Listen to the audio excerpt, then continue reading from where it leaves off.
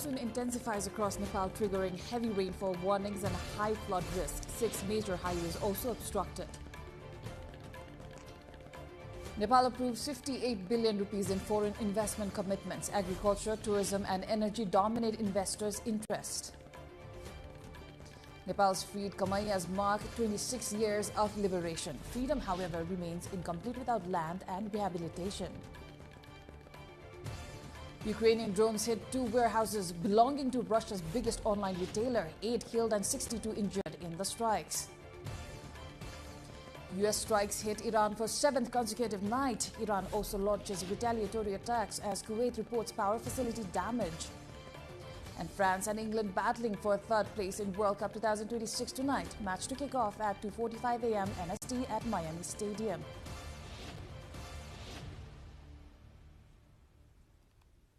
Good evening, I am April Singh Lama and this is NTV World Primetime News. We're coming to you live from Kathmandu at 1900 hours Nepal time.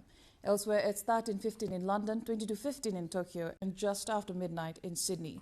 Now the news in detail.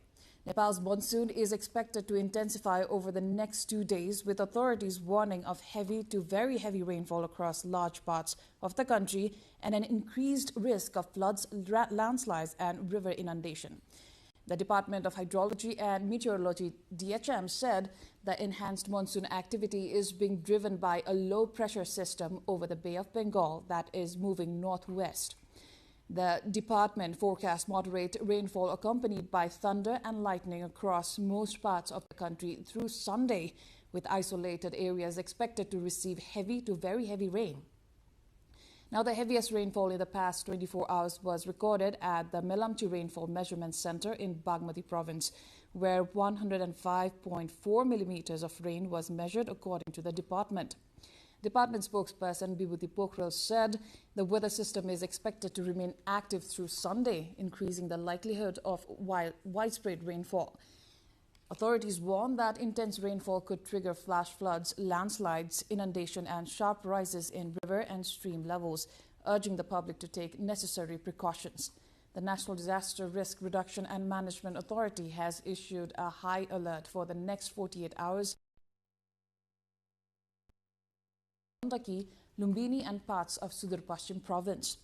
Residents living near rivers, streams and landslide-prone areas have been urged to remain on alert, use emergency hotline services when necessary, and closely monitor weather forecast and official advisories. Moving on, meanwhile, the 456-megawatt Upper Tamakosi hydropower project, Nepal's largest domestically financed hydropower plant, has been carrying out emergency spillway flushing after floodwaters from China sharply increased the flow of the Tamakosi River. Project officials said water levels began rising significantly overnight, prompting operators to repeatedly open and close the dam gates as required to safely manage the inflow. Authorities warn that the emergency flushing could cause sudden fluctuations in the river's water level and urged residents living along the river banks to remain on high alert. Acting Executive Director Purna Gopal Ranjit said power generation at the project has been completely suspended because a continuous flooding is occurring upstream of the dam. The project halted electricity generation at 2 a.m. following the emergency flushing operation. In a public notice issued to communities along the Tamakosi River, the project cautioned that river flows could rise and fall abruptly.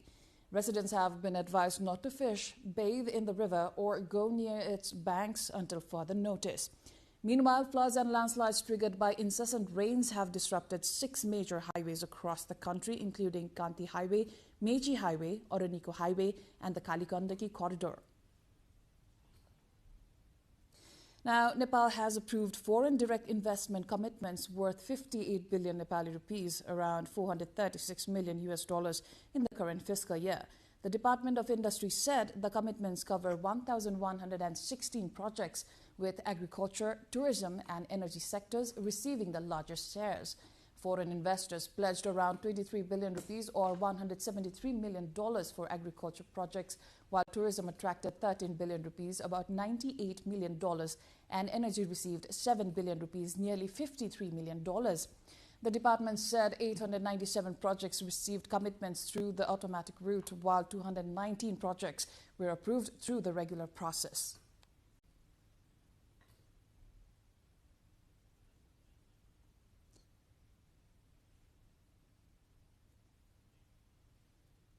In other news, Nepal is moving to expand domestic pharmaceutical production with plans to manufacture 36 essential medicines through the state-owned Nepal Drug Limited within the next 2 years.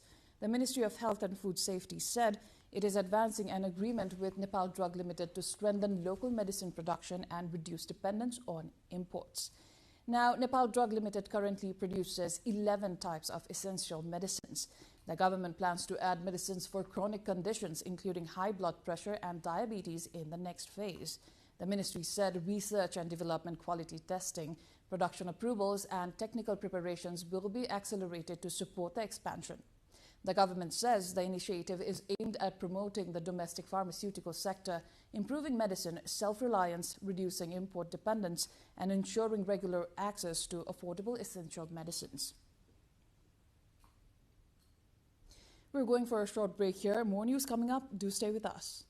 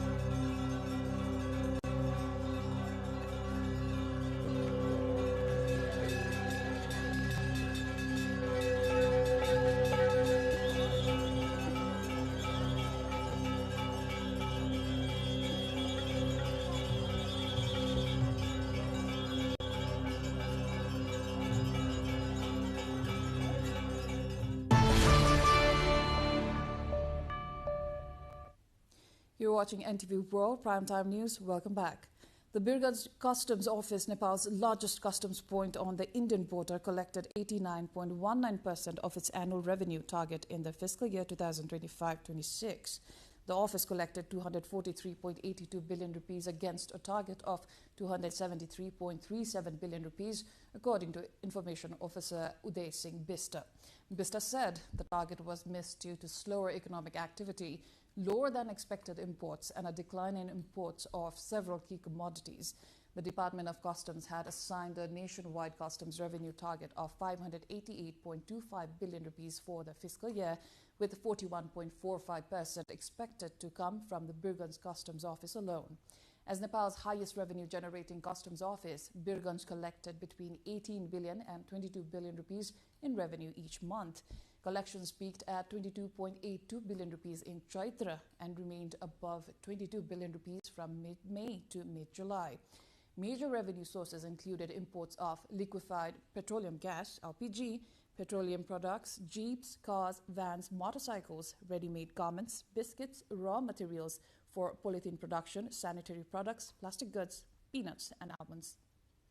Now, moving on, the Armed Police Force, APF, says it is strengthening security and surveillance along the 83-kilometer Nepal-India border in western district of Dang to curb smuggling, cross-border crime, and other security threats associated with the open frontiers. Now, the number 29 Jwalamai Battalion, through its 17 subordinate units, is responsible for border patrols, inspections, disaster response, and maintaining law and order across the district. Deputy Inspector General Deepak Adhikari, commander of the APF's number 5 Bindya Basini Brigade, said robust border security is essential to safeguarding Nepal's sovereignty and ensuring public safety.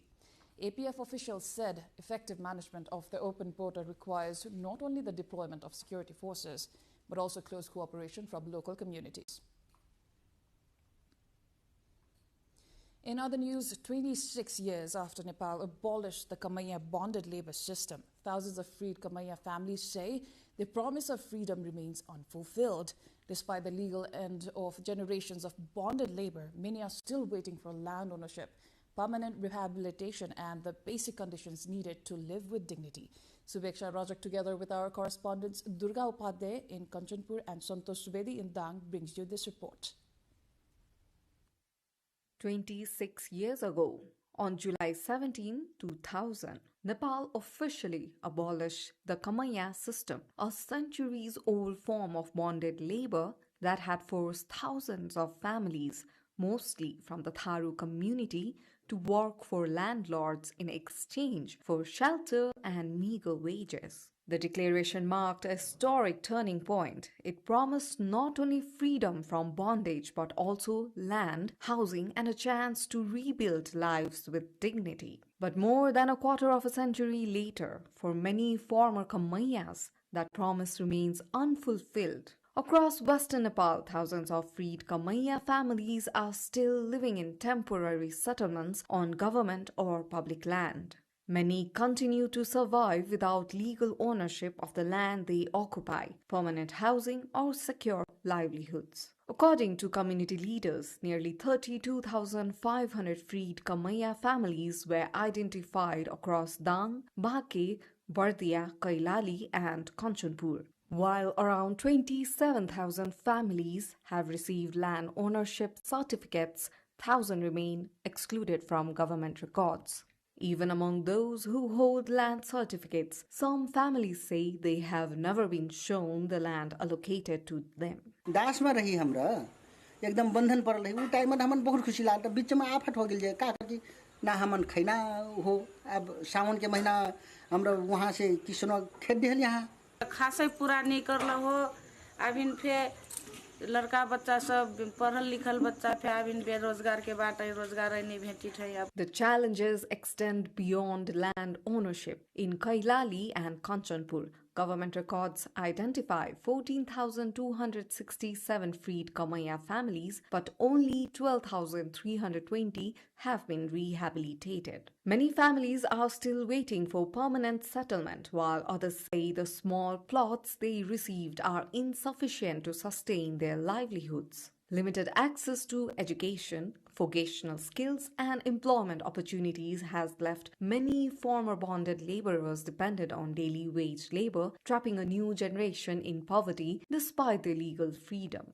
दुई तिहाईको सरकार रहेको छ हाम्रो संघीय सरकार मार्फत नै यो जमिनको जिम्मेवारी जमिन दिने जिम्मेवारी भएको हुनाले संघीय सरकारले अहिले मुक्त कमैयाहरूलाई तत्काल जो जग्गा पाउन बाँकी जुन मुक्त कमैयाहरू हुनुहुन्छ उहाँहरूलाई जग्गाको व्यवस्थापन गरियोस् र जग्गाको लालपूर्जा वितरण गर्ने कार्य गरियोस् र अझै जग्गाको लालपूर्जा पाइसकेपछि पनि उहाँहरूको मुद्दा चलिरहेको छ र उहाँहरू कुनै खोला किनार रोडमा किटाकाट भएको जमिन छ त्यसले गर्दा ती सबै कुराहरूलाई बदल गरेर एकदम उचित घरवासयुक्त जग्गामा उहाँहरूलाई जग्गाको लालपूर्जा व्यवस्थापन गरियोस्. Local governments say they have expanded basic services in several settlements and launched skills training programs. Some municipalities, including Rapti Rural Municipality in Dang, have begun identifying families previously left out of official records and are preparing to facilitate land ownership. Yet community representatives argue that progress has been slow and many promises remain on paper. As Nepal marks the 26th Kamaiya Liberation Day, celebrations are accompanied by uncertainty. Many families now fear displacement as authorities move to clear public land where they have lived for years. For the people once liberated from bonded labor, the demand is no longer simply freedom. It is for secure land ownership, permanent housing, sustainable livelihoods, and the dignity to live without the label of freed Kamaiya. 26 years after liberation, they say true freedom will only come when the promises made in 2000 are finally fulfilled. Now, the Yakthung Limbu community in eastern Nepal has celebrated Sisekpa Tangnam, a traditional festival that symbolizes the end of famine and the arrival of prosperity. Observed on the first day of the Sisekpa month in the Yakthung calendar, the festival features the display of sakchong at the entrances of homes, traditional meals and rituals symbolically driving away famine while welcoming abundance. The festival has been observed for generations and was traditionally celebrated on Shravan 1st of the Nepali lunar calendar before the Yakthung calendar was introduced. While Sisekpa Tangnam continues to be observed in rural Yakthung Limbu communities, Cultural activists warn that the tradition is gradually declining due to changing lifestyles and are calling for greater efforts to preserve it for future generations. Nepal strengthened its campaign at the World Schools Debating Championship in Kenya, improving its record to 3 wins and 1 loss after defeating Denmark in the 4th round of the competition. The victory came after Nepal suffered its first defeat of the tournament against the United States in round 3. The team had opened its campaign with consecutive wins over England and Russia. Nepal's team consists of Adana Aral Shah, Saharsa Sangrola, Aryas Yadav and Pragyan Gautam. The delegation is led by coach Pragyan Acharya and team manager Larissa Lamichhane with support from Debate Network Nepal. The World Schools Debating Championship is one of the world's premier international debating competitions for secondary school students, bringing together national teams from across the globe. Time again for a short breather. We shall be back with international updates.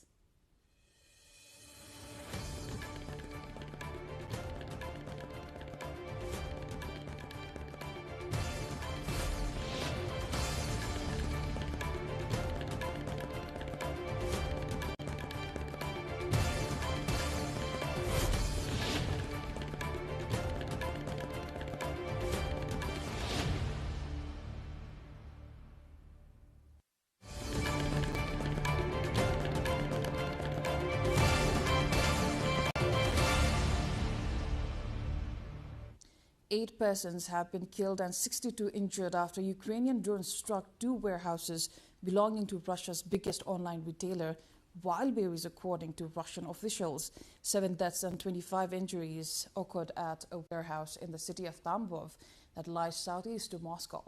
Ukrainian President Volodymyr Zelensky said the attacks had struck major logistics facilities, which had been used to supply sanctioned components for drone production and navigation equipment.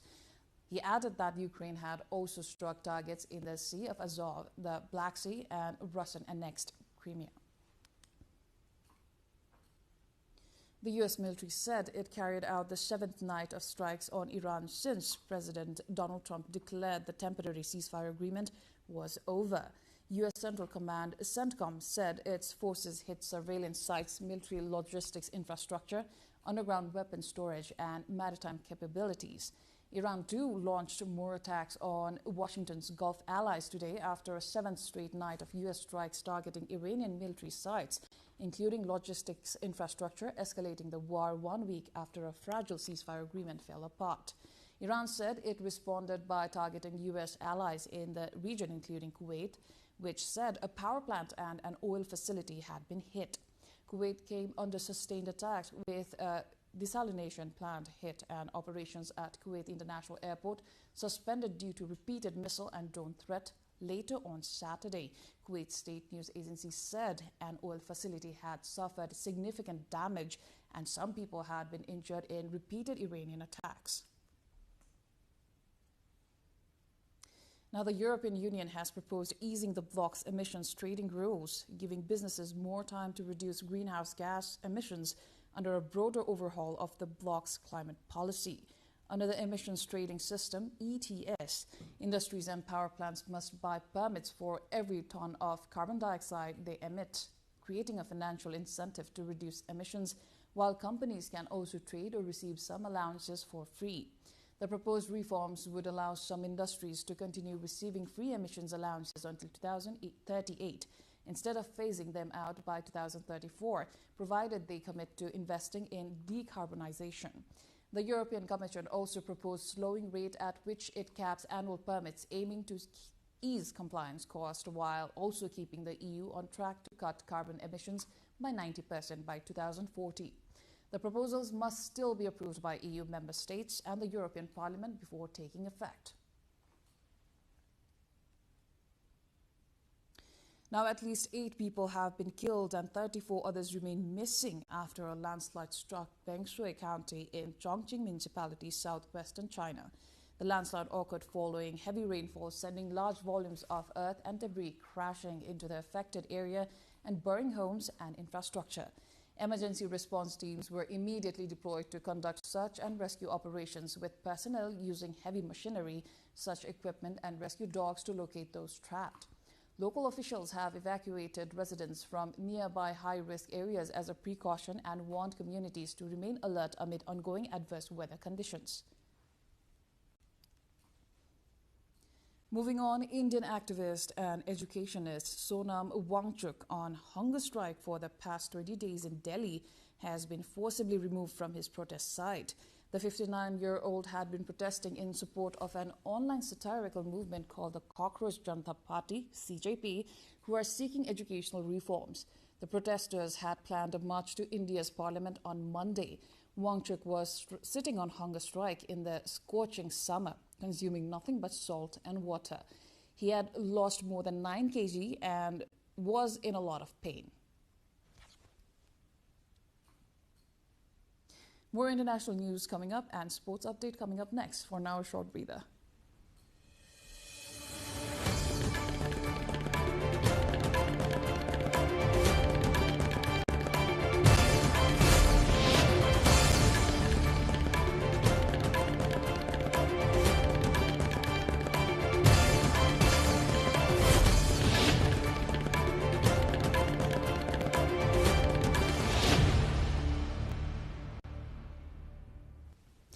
United Nations Secretary General Antonio Guterres has called for inclusive global governance of artificial intelligence, warning that the technology could become either humanity's greatest opportunity of the 21st century or one of its biggest risks.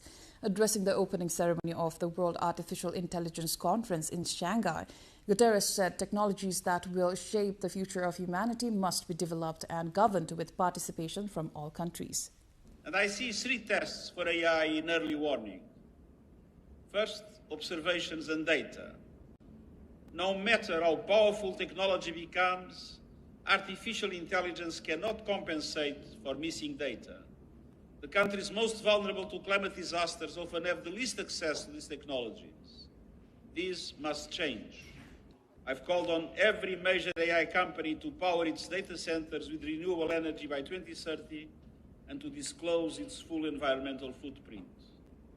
Technology aimed at protecting people must also protect the planet.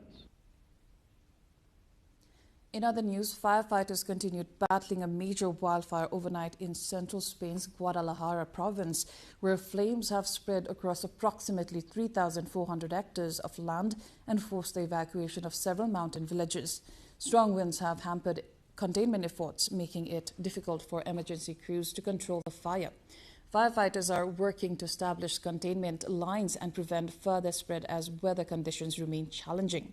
Authorities have evacuated residents from several communities in the affected mountainous areas as a precaution, while emergency teams continue monitoring the situation.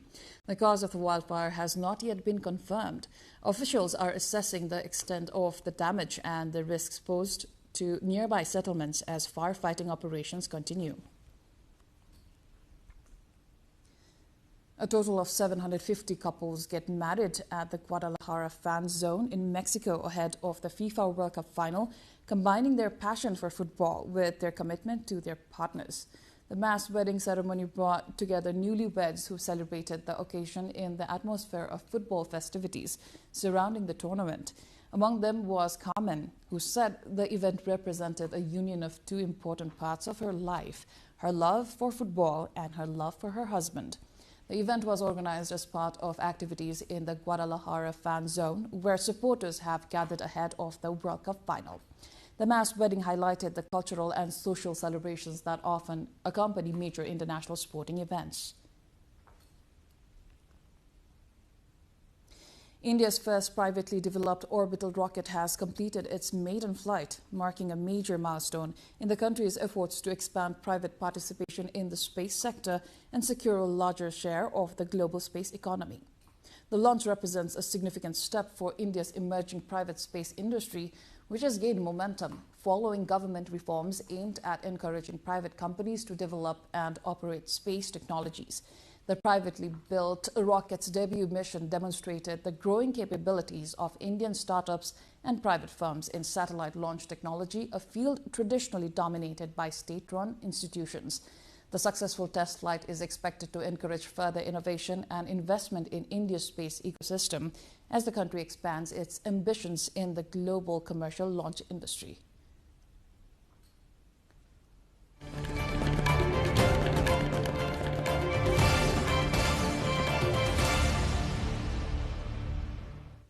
Time now for Sports Update.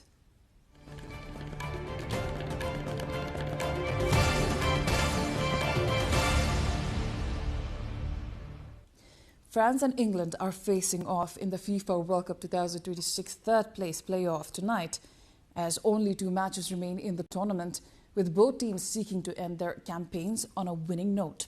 The third-place match is scheduled for 2:45 a.m. Nepal Standard Time at Miami Stadium in Florida. France and England have met 3 times previously in World Cup history. England won their first 2 encounters, defeating France 2-0 in the 1966 group stage and 3-1 in the 1982 first phase. France secured the latest victory between the sides, beating England 2-1 in the 2022 World Cup quarterfinals in Qatar. The match will provide both teams an opportunity to finish the tournament with a podium position after falling short of reaching the final. Now, FIFA President Gianni Infantino has praised U.S. President Donald Trump for supporting the 2026 FIFA World Cup, saying the tournament has exceeded all expectations and calling it an incredible success. Speaking as the competition nears its final, Infantino said the World Cup would not have achieved such success without Trump's backing.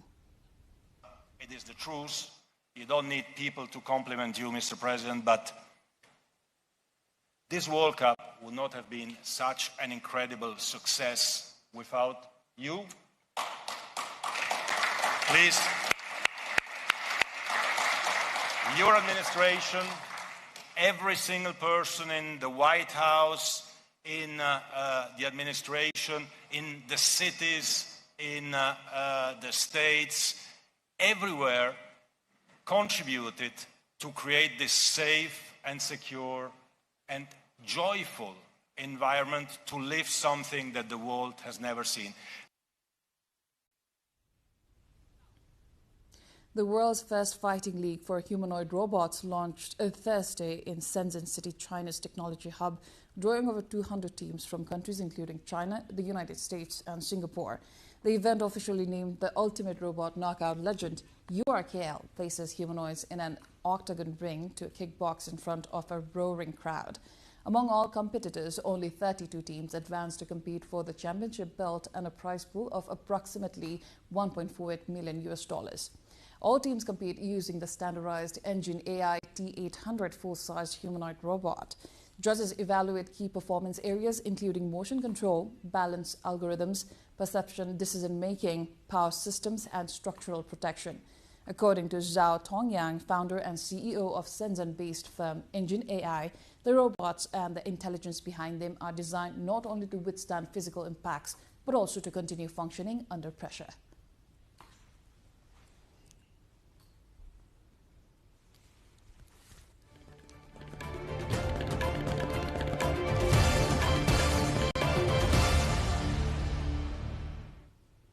Now, before wrapping up, let's take a look at the headlines once again.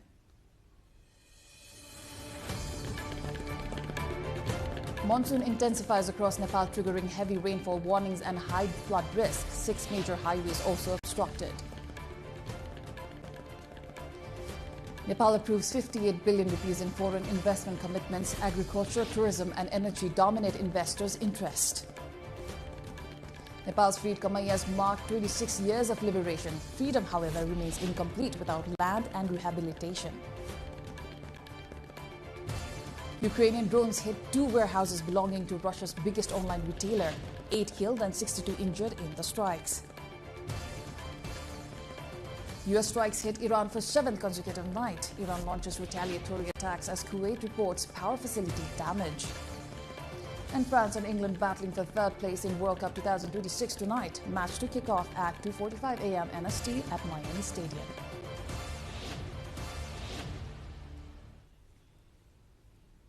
That's all for the moment. Our next bulletin will be at 2200 hours Nepal time. Do join us through our social media and get the latest updates from our official website, nepaltelevision.com. Thank you for staying with us. Have a wonderful evening ahead.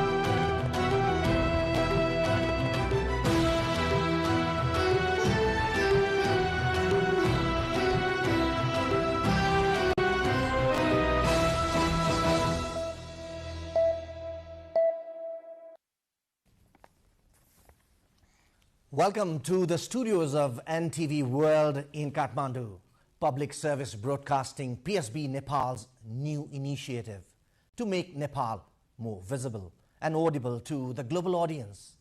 Welcome on board.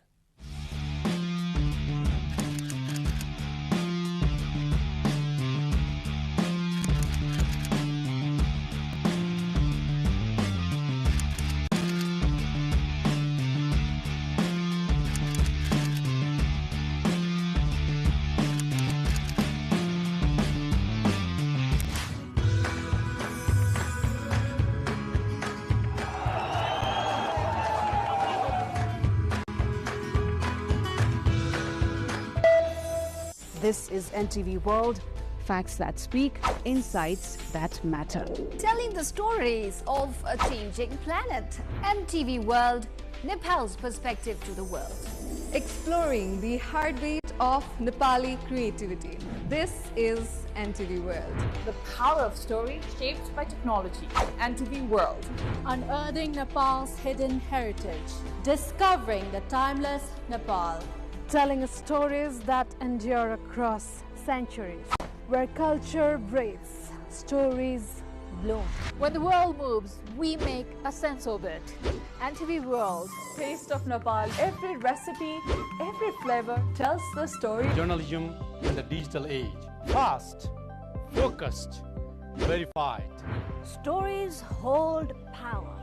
Stories reflecting life. Stories of the hinterlands. Reporting for NTV World. This is NTV World. Welcome to News Hour. This is NTV World. Welcome to Primetime News. One story at a time. Crossing borders, connecting voices, where Nepal meets the world in dialogue. This is NTV World, Nepal's perspective to the world. Voices that connect Nepal to the world, bringing perspective, region and relevance to every story. NTV World, Nepal's perspective to the world. Stand by. Mic is on. 3, 2, 1, cue. We are NTV World.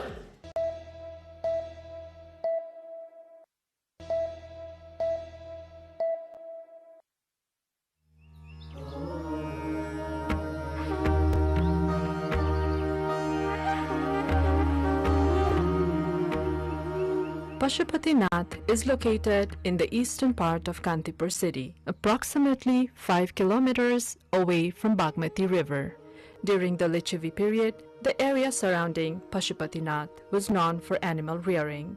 This region includes Duasthali, Guveshwari, Gaurighat, Chaba Hill, Ganeshtan, and Kutuwali, all of which are part of the Pashupatinath area.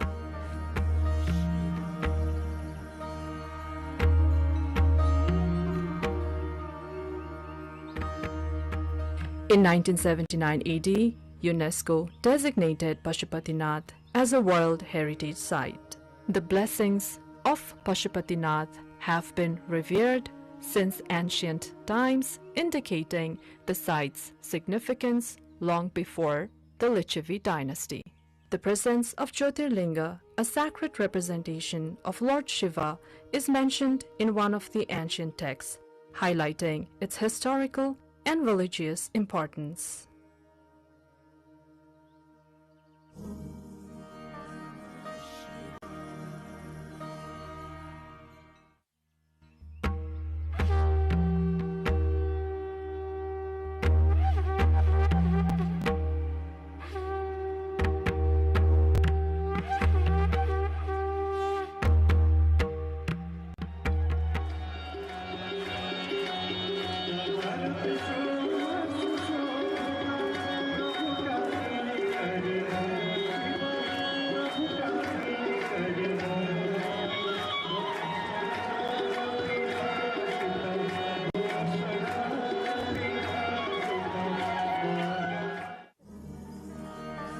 In the Gopal Raj dynasty, King Supuspadev described Pashupatinath as Varna Vyavastha.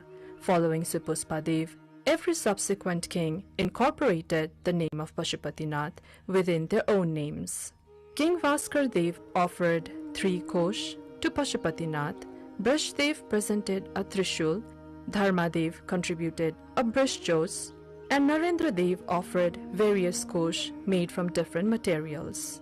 Finally, Jayadev offered a lotus to Pashupatinath.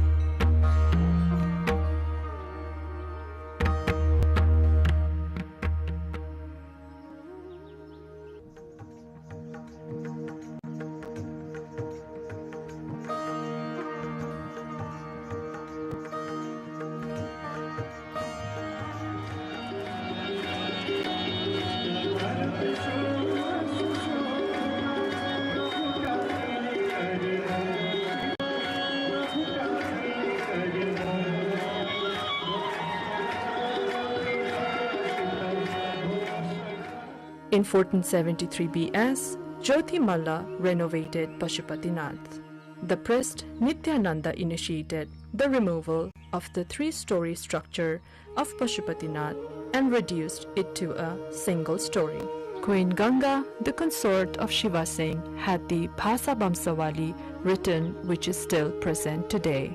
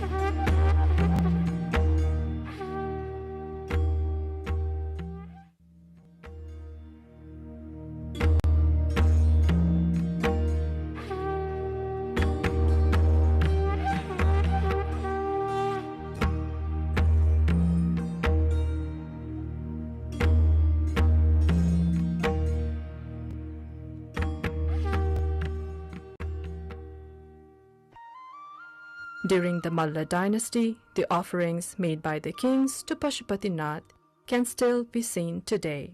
Among these offerings, Lord Shiva at Pashupatinath received a copper roof and chadi and kamal. Finally, King Jai Singh presented a gold-made mekhla and a grand jatra was conducted.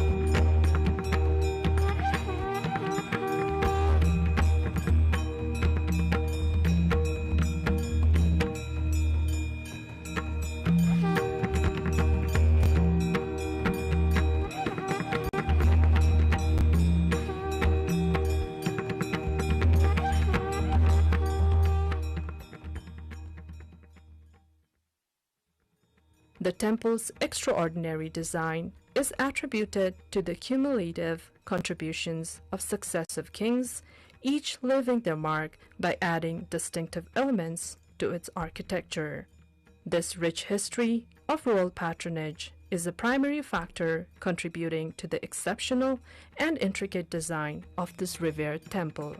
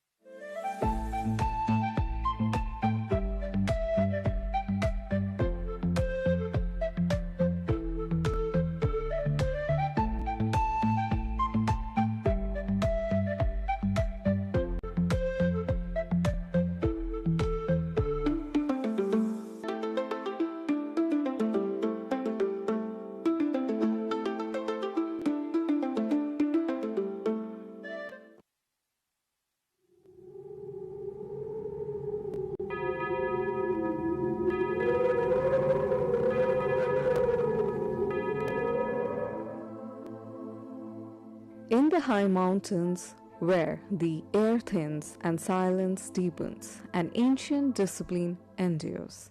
More than art, this is meditation in motion. A prayer woven into canvas, finding the divine within. This is Thanka.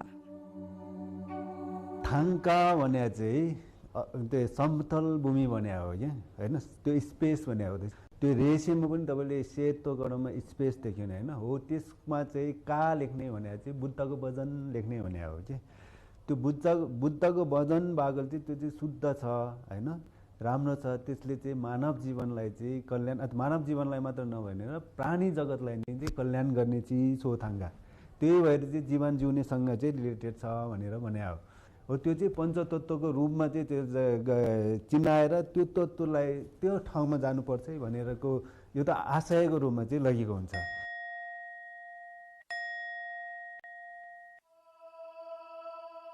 Thanka painting is more than art. It's devotion on canvas, rooted in Buddha philosophy, traditions, and shaped by centuries of Buddhist influence. Each stroke tells a story of enlightenment. This is not from painter's own mind. This is from the book. So painters, they have to strictly follow the rules. Through meditation, we can understand our true nature. And when we understand our true nature, we understand everybody. And our true nature is compassion. Our true nature is wisdom. And when we practice these things, we find peace, and that peace is permanent.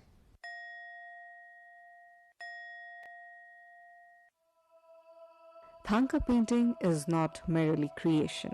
It is consecration, rooted in Buddhist philosophy and perfected through centuries. Each brushstroke carries the weight of a mantra, each color a fragment of enlightenment. खाइबो भन्छ हामीले चाहिँ आर्टिस्टलाई त्यो खाइबाले चाहिँ किन आएर चाहिँ ढोग्यो भन्दाखेरि चाहिँ तीनचोटी ढोग्यो नि त्यो शरण गमन गरे हो के म बुद्धको शरणमा छु भन्ने हो त्यो चाहिँ बुद्ध चित्त उत्पाद गर्ने भन्छ के चित्त तपाईको शुद्ध हुनु पर्यो हैन त्यो शुद्ध भएर लेखेको थाङ्गाले चाहिँ अरूलाई पनि राम्रो गर्ने पनि सबै प्राणी हितको लागि चाहिँ यो मैले गरेको लेखेको बुद्ध वचनले चाहिँ उहाँहरूलाई चाहिँ राम्रो होस् भन्ने आशयका साथ चाहिँ छोड्नुपर्छ कि हो यसरी चाहिँ लेखेको हुन्छ थाङ्गा चाहिँ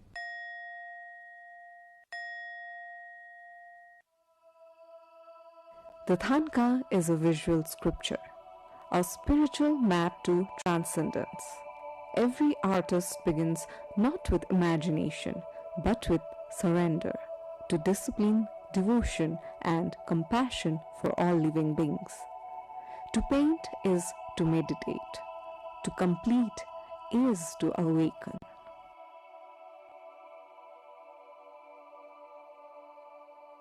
In today's studios, the old and the new converge.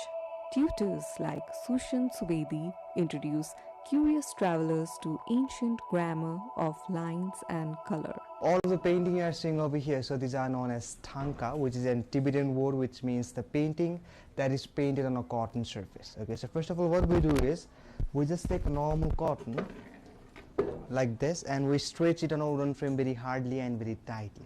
Okay, so while tying it very hard on normal cotton, what happens is there are millions of tiny holes. So if you pour the color can bleed. So we cannot do the painting on a normal cotton. So we have a process, we call it the process of canvas. While at nearby workshops, artists like Sonam still lose themselves in the ritual of creation. यो चाहिँ बम्बई ड्याङ कटन जुन यसैबाट चाहिँ हाम्रो traditional आर्टको चाहिँ थाङ्का first processing चाहिँ यहीँबाट हुन्छ.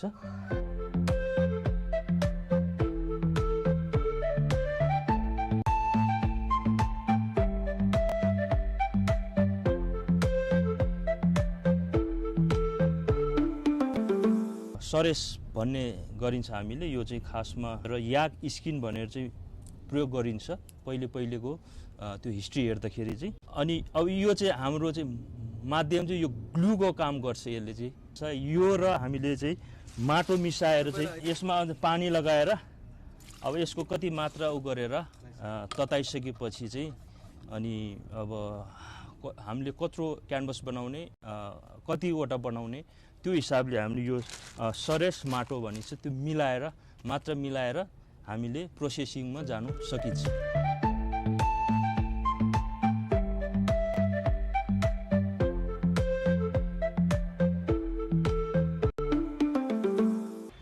हामीले चाहिँ यो क्यानभस बनाउँदाखेरि समय अनुसार मौसम अनुसारले पनि बनाउनु पर्ने हुन्छ. घाम लाग्ने बेलामा बनाउनु सक्यो भने हामीले छिटो आफ्नो कामहरू छिटो छरिदो बनाउन सकिन्छ र झरी पर्ने बेलामा चाहिँ हामीलाई निकै समय लाग्छ. त्यसले गर्दाखेरि यो घाम लाग्ने बेलामा हामीले बनाउन सक्यौँ भने छिटो अनि यसलाई आफूलाई चाहिने मात्रामा पटक यता दुई साइडमा चाहिँ क्लिन सफा गर्नुपर्ने हुन्छ. अनि कतिको मात्रा हामीलाई चाहिन्छ त्यो पुगिसकेपछि हामीले त्यसपछि स्केचमा जानुपर्ने हुन्छ. यो सुकिसकेपछि चाहिँ एउटा यसरी पनि हामीले चेक गर्न सकिन्छ हामीले कतिको तयारी भयो भएन. यो आवाज आउनुपर्ने हुन्छ. जस्तै अब ओसिएको छ भने बेग्लै आवाज आउँछ, सुकेको छ भने राम्रो आवाज आउँछ. यो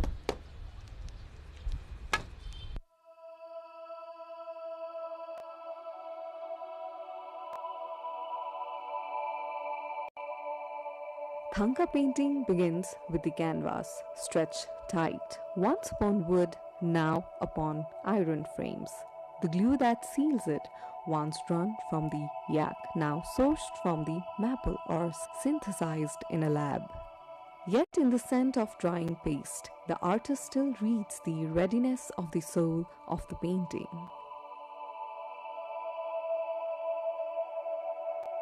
So after the sketching is done, second thing we do is the coloring. So while coloring, we have different levels of artists in our school. Like from the beginner level, we have intermediate and the master level of artists. So if you go with the beginner intermediate, there's the acrylic colors. But if you go with the master level of artists, so they use the stone colors like this. Okay, so why they use the stone color is stone being a natural color. So while we apply this sort of color in the art, it remains for the longer period of time because natural thing, it doesn't have expiry date. Yeah, so the meaning and the philosophy of an art, the art itself, it is preserved for the longer period of time. So that's why they use the stone. And for the finishing of an art, so we use 24 karat real gold on the painting. Okay, so why we use the gold is not to make the painting very expensive, but if you see in Hinduism, in Buddhism, gold, it is signified as in purity. So to purify the meaning and the philosophy behind the art, so we use 24 karat real gold.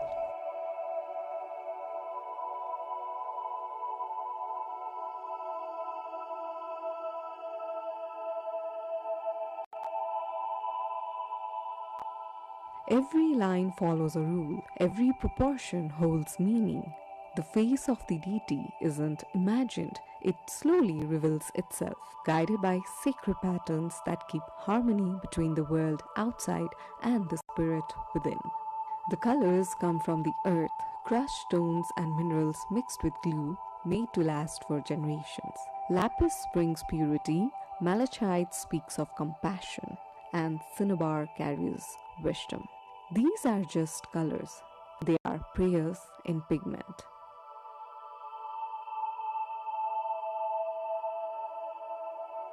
प्राचीन कालमा चाहिँ यो थाङ्गा चाहिँ पाँचवटा colour लेख्ने हो। पाँच colour जस्तो अग्नि तत्त्व, वायु तत्त्व, माटो तत्त्व, हावा तत्त्व, पाँच तत्त्वले बनाएको हो।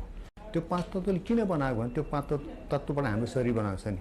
यो थाङ्गा भनेको चाहिँ वास्तवमा के हो भने जे जति थाङ्गामा त्यो हामीसँगै छ, जे हामीसँग त्यो थाङ्गामै छ। त्यसकारण त्यो बेला चाहिँ त्यो नेचुरल, हामी पनि नेचुरली बनाएको हो नि त, प्रकृतिले बनाएको नि। थाङ्गा पनि प्रकृति नै हो। त्यसमा अलिकति चाहिँ कलर के छ भने पाँचवटा कलरमा हामीले मिसाउँदाखेरि अर्को कलर बन्छ। त्यो पाँचवटा कलर मात्रै पुग्दैन। त्यो बेला त्यो रियालिटी थाङ्गाबाट नजिक बसेर साधना गर्दा हामीलाई त्यो भाइब्रेसन आउँछ, पोजिटिभ कुरा आउँछ। यो त खालि बुद्धले टिकाको टिचिङ गर्नुभएको नेचुरल फेनोमेना छ नि, नेचर माइन्ड छ नि, त्योसँग रिलेटेड छ यो।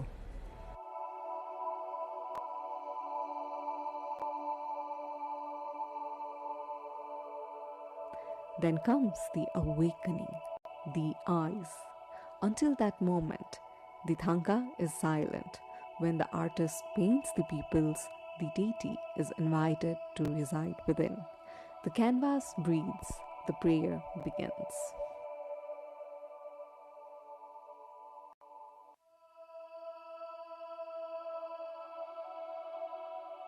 From quiet Himalayan ateliers to the galleries in Tokyo, Berlin, and New York, thangas now travel far beyond the monasteries. They adorn homes, museums, and collectors' walls, a global symbol of Nepal's artistic devotion. Mostly, Thanga word itself is a Tibetan word, so this tradition belongs to Tibetan people. This tradition belongs to Tamang. This tradition belongs to Newar community. Although they have different expression of color, technique, the detail, but this tradition, this culture belongs to these three community, and this is kind of passed on tradition. They learn this skill from their forefather to the new generation. This is how this tradition has been continuing and preserving. So it is beneficial for them to live their life, and it is beneficial for the country because this is a culture, and culture and tradition is the treasure of each country.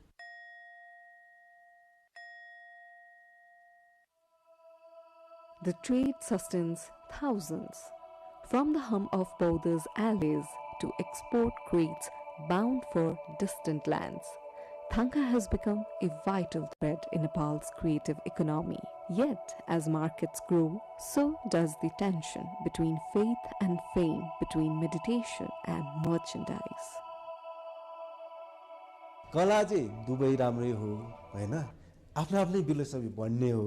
यसले चाहिँ तपाईको मन भित्रको डेप्थमा जाने सिकाउने हो। यसमा चाहिँ यो चाहिँ मिहिन काम हुन्छ, कठिन पनि हुन्छ के, किनभने यसमा चाहिँ तपाईले चाहिँ अघिको जस्तो धेरै चीजहरु चाहिँ लिनुपर्छ, अनुशासन लिनु पर्यो हैन, यसको विधि विधानमा बसेर गर्नुपर्छ। यसमा चाहिँ अब त्यो चाहिँ तपाईको मनमा जुन फिलिङ्स आउँछ त्यो लेखिहाल्ने हो कि, त्यो गर्दाखेरि त्यसले पनि वर्ल्डमा चलिरहेछ। यसले चाहिँ नेपालले किन त्यो अब त्यसलाई चाहिँ कम्पिटिसन गर्न सक्छ भने चाहिँ यो चीज चाहिँ अरूले गर्न सक्दैन, किनभने त्यसमा मेडिटेसन ध्यान जस्तै गर्नुपर्छ कि। सरकारी स्कुलबाट चाहिँ स्कुलिङदेखि नै गर्नुपर्छ, यसको पाठ्यक्रमहरू बनाउनु पर्छ हैन। एउटा त्यो गरिसकेपछि यसको प्रमोट हुन्छ हैन। हामीलाई चाहिने त त्यो प्रवर्धन हो नि, तर ब्याङ्किङहरूले पनि के गर्नु पर्यो भने यसलाई चाहिँ बिना दिदोमा पनि के अरे ऋण दिने वातावरण हैन, कलाकारको के छुट्याएर कि। अनि तपाईको हामीले ट्याक्स तिर्नुपर्छ, ट्याक्स तिर्दाखेरि पनि कुनै एउटा चिज चाहिँ कलाकारलाई कुन ओदामा राखेर त्यसको एउटा ब्यालेन्स एउटा गरेर सरकारले गरिदियो भने यसको झन् अझ फस्टिन्छ कि। फ्रस्ट्रेटेपछि त यो नेपालकै लागि चाहिँ यसले चाहिँ पर्यटनलाई पनि विकास हुने अनि त्यो स्कुल कलेजमा भयो भने पुस्ता हस्तान्तरण चाहिँ एकदम दिगो हुन्छ कि all the Thanka has same meaning of peace. So foreigner, they admire philosophy. Practitioner also, they choose deities mostly to practice, to visualize, and they imagine the quality of deities with themselves. And some least person, they want it as a souvenir to decorate for the positive vibe. Some they buy it for the gift for their loved one. Philosophy reminds us about the beautiful quality, and that quality gives us peace, and that peace is everyone searching for. So Thanka painting is very, very important for everyone because it is relevant with our life. If it is relevant with our life, that is truth.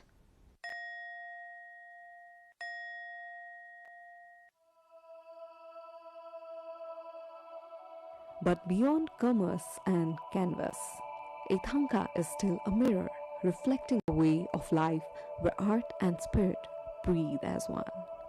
Every brush that moves today carries the echo of generations, an unbroken whisper from monastery walls to the modern world. As the sun sets over the Himalayas, somewhere an artist bows before a finished Thanka. His work is now complete, his prayer released. For in every stroke lies a journey from pigment to prayer, from devotion to eternity.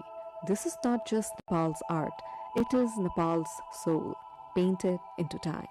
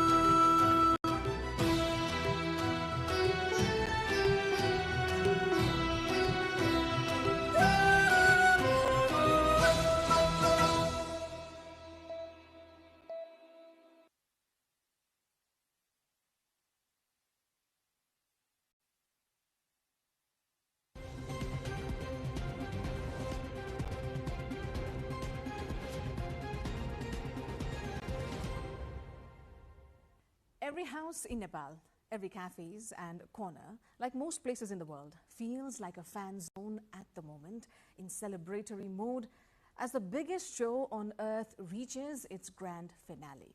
44 teams have already gone home, their dreams packed away with their jerseys, only to survive carrying the hopes of millions into one last do-or-die night.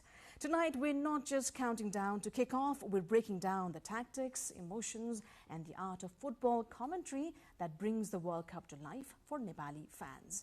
Welcome to NTV World Insight. Joining us on this episode is Aman Pratap Adhikari, one of the country's pioneering football commentators who helped shape modern sports broadcasting.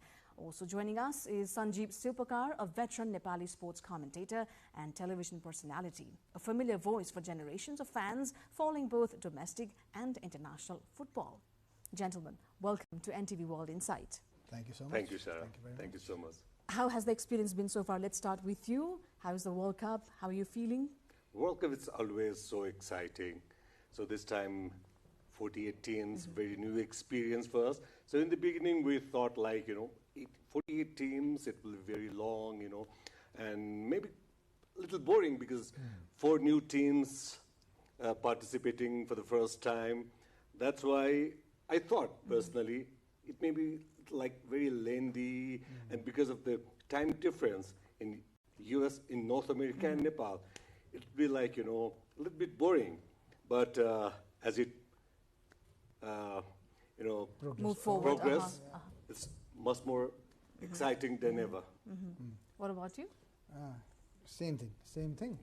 We had doubts, obviously. We had doubts whether or not the 48-team format would hold every it's not, because World Cup is not just for the football fanatics.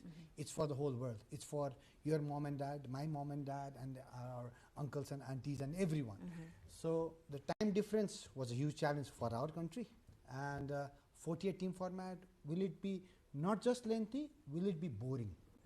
Because World Cup has a certain standard of when we are watching World Cup, we remember the times of Baggio and Maradona and Ronaldo. We see the excellent players of the world, and we thought, will it be boring?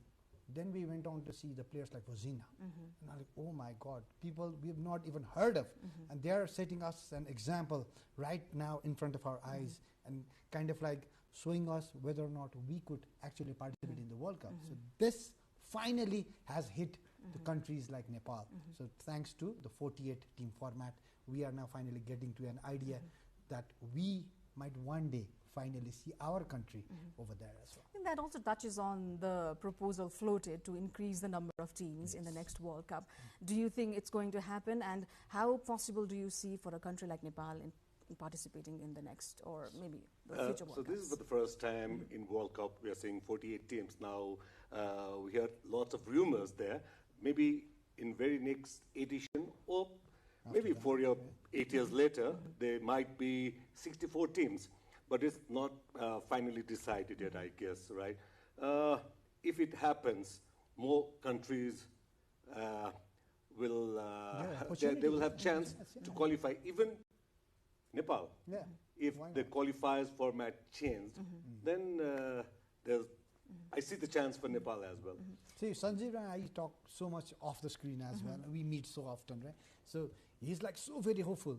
If we get one quota for South Asia, if that happens, then voila, we will be competing. Even our SAF championship could be the qualifying stage for the World Cup. That's how it works in Europe and other countries, because they don't have a separate qualifying. They go through European Nations Cup, some Afghan Cup, so something like that. So if a South Asian championship becomes the qualifying route for the World Cup, then significance of the championship itself becomes so high. Because FIFA is most more interested in India market, because they have a huge market, right? That's one so factor that's in why consideration. FIFA may change the format to create the space for India in this we World might Cup just finals. snatch it from there. Why I'm saying this is like, Nepal, we are the back-to-back champion of this South Asian Games men's football. So even Bhutan has chance there, not only Nepal. But do you think we are at a competitive status as of this moment to snatch that from probably India? See, if we look at the administrative factor, then both the countries have equal chaos. All right, but Nepal might have even more for right now. If we look at the moment right now, then we might have gone to the worst phase of the administration of the football in Nepal. But if you look at the quality of players and how we play, of course, this hindrance has created a gap because match fitness and performance fitness, it all depends on how regularly you are playing. No matter, you might have a very good quality of football, but once you have stopped playing, that quality diminishes because you're not facing it in a daily basis or a weekly basis or a monthly basis. For that instance, Nepal is in a low, but spirit is high. And Nepal has always, in South Asia, if we look at the history, Nepal has always created a quality and talented, skillful players. Other countries have created rigid players. But in Nepal, somehow, somewhere, blessed by the God, we create players like Manisha, nowhere ever seen in the history of South Asia. So these qualities come to Nepal. Then we need to progress from then onwards. How hopeful are you about the spirit that the team has? Yes, as Aman said, if you look at the Indian national team and the superstars of Indian football so far, from the beginning, like Shyam Thapa, Baichung Bhutia, Sunil Chhetri, Sanju Pradhan, all of them are of Nepali origin. So the belt of Nepal, from Right. there onwards. That's how football is played. So you can say football is in our blood. All right, getting back to the focus to the final that's coming up. Which team do you see, overpowering the other, or what results are you anticipating? So Let's we're start talking with about Spain and Argentina. Yes, the final. Somehow before the tournament, I had kind of like predicted it is going to be Spain and Argentina in the final, even before the World Cup happened. And during the World Cup, I had doubts on Spain. Watching their few matches in the league rounds, the group stage, I had doubts about their finishing. I had no doubt about how they control the match, but about scoring the goals. But then I was wrong, and I'm very happy I'm wrong. Right? So before the tournament, if my favorite two teams were Spain and Argentina, then I believe two different philosophy of football are clashing against each other. Spain, a typical European nation, who loves to play a tiki-taka football, who loves to control their opponents, who plays in the mind of the opponents, right? So you control it, you get into the mind of the opponent. Then when the opponent gets harassed, you find a space, you create the space, through the space you score. That's tiki-taka in Spain, total European. Whereas if you go to Argentina, they're not there to lose the match. They'll kick you, they'll beat you, they'll fight you. They will not give up. They will foul you, right? But in a legal way. Illegal way, they will get a red card, they are fine with it. Even with the 10 men, they are going to fight. So Argentina has a history of fighting and winning. Messi looks subtle before you touch him. But if you start provoking him, like Jude Bellingham did against him, that's a very wrong thing to do. Do not provoke Messi. He goes to the wild zone if you provoke him. Once he did to Jude Bellingham, the game was over. Right? He went to a different mode. He created that space. So two different quality. One, South America, Argentina, who plays with their heart, and Spain, who plays with their brain. So two different philosophy of football clashing each other. It is going to be one of the finest World Cup finals, and I believe it's going to entertain all of us. Perhaps the question that I should have asked before that one is, who were you supporting? I'm always neutral. In international football, I only support our own nation, Nepal only. Besides Though Nepal. we haven't played the World Cup finals, but we played qualifiers all the time. And Why does that sound like your team is already out? No. Aman knows well that I never support because, most of the time we used to analyze and we used to host the pre or post match events from 2002. That's why what I believe is like if you are neutral, then you can present the program so in a very neutral, unbiased manner. Exactly. And this time, this World Cup is one of the most unpredictable one, I guess. So very world-renowned analysts and the pundits. They've gone wrong. Right. So that's why also, it's more exciting, I guess. So back to the question, who do you think is going to be more overpowering in the final between Spain or Argentina? In paper, Argentina seems more stronger, right? The way they played so far. And the whole world media is behind them, criticizing about that FIFA and referee team. They support them, something like that, But in last match, we saw that they have never give up attitude. And you see Messi, the second goal, his cross, he's still, like he's playing like he's the prime of his career. Seems like he's just 22, 25, 26, something like that. You can still see and feel the hunger. And the whole team is supporting Messi, and the whole team that they agree that this is our leader. Something like whenever they comes out from the tunnel, you see Messi always leads them. And they have a very team bonding and team unity. That's why I see upper hand. Many of Nepali fans are supporting Argentina also because of Messi. He's also known to be a good playmaker as well. But do you think focusing on one player would affect the overall match? See, players like Messi in the history of football, we get to see just once in our lifetime. So our generation saw Pele, and they saw just one person making the whole of a difference to win the cup 3 times. Then came Maradona. So he mesmerized the whole world. He solely took Argentina to the final and won the cup, solely, just alone. And he had few okay players, good players, world-renowned players, but not in the class of a world class. Now we see Messi. So this guy comes and he is such a, as he said, is the center of the whole team and how they play. So if we look at it from the very first match of this tournament, the focus, the whole team is on him. Pass it to him, then we make a move. Pass it to him, then you. Before, if you watch him really carefully, usually the other cameras after the match, we kind of like see those glimpses. He's already, before even he gets the ball, he's already signaling his players to do some moves. So before he gets, he knows what he's doing, and his teammates knows what he's doing. So once he gets the ball, you make a move. Once Messi makes a move, you know where to run, where the ball is coming, and that's how it's going to happen. Because it's Messi, you know what he's doing, but you still cannot stop him, and that is Messi. And that can only happen to Messi. They know, but still they cannot stop. Would you disagree to the, I wouldn't call it allegation, but it's too heavy of a word, but people say that Messi usually tends to just wait for the ball to come to him to move the match ahead.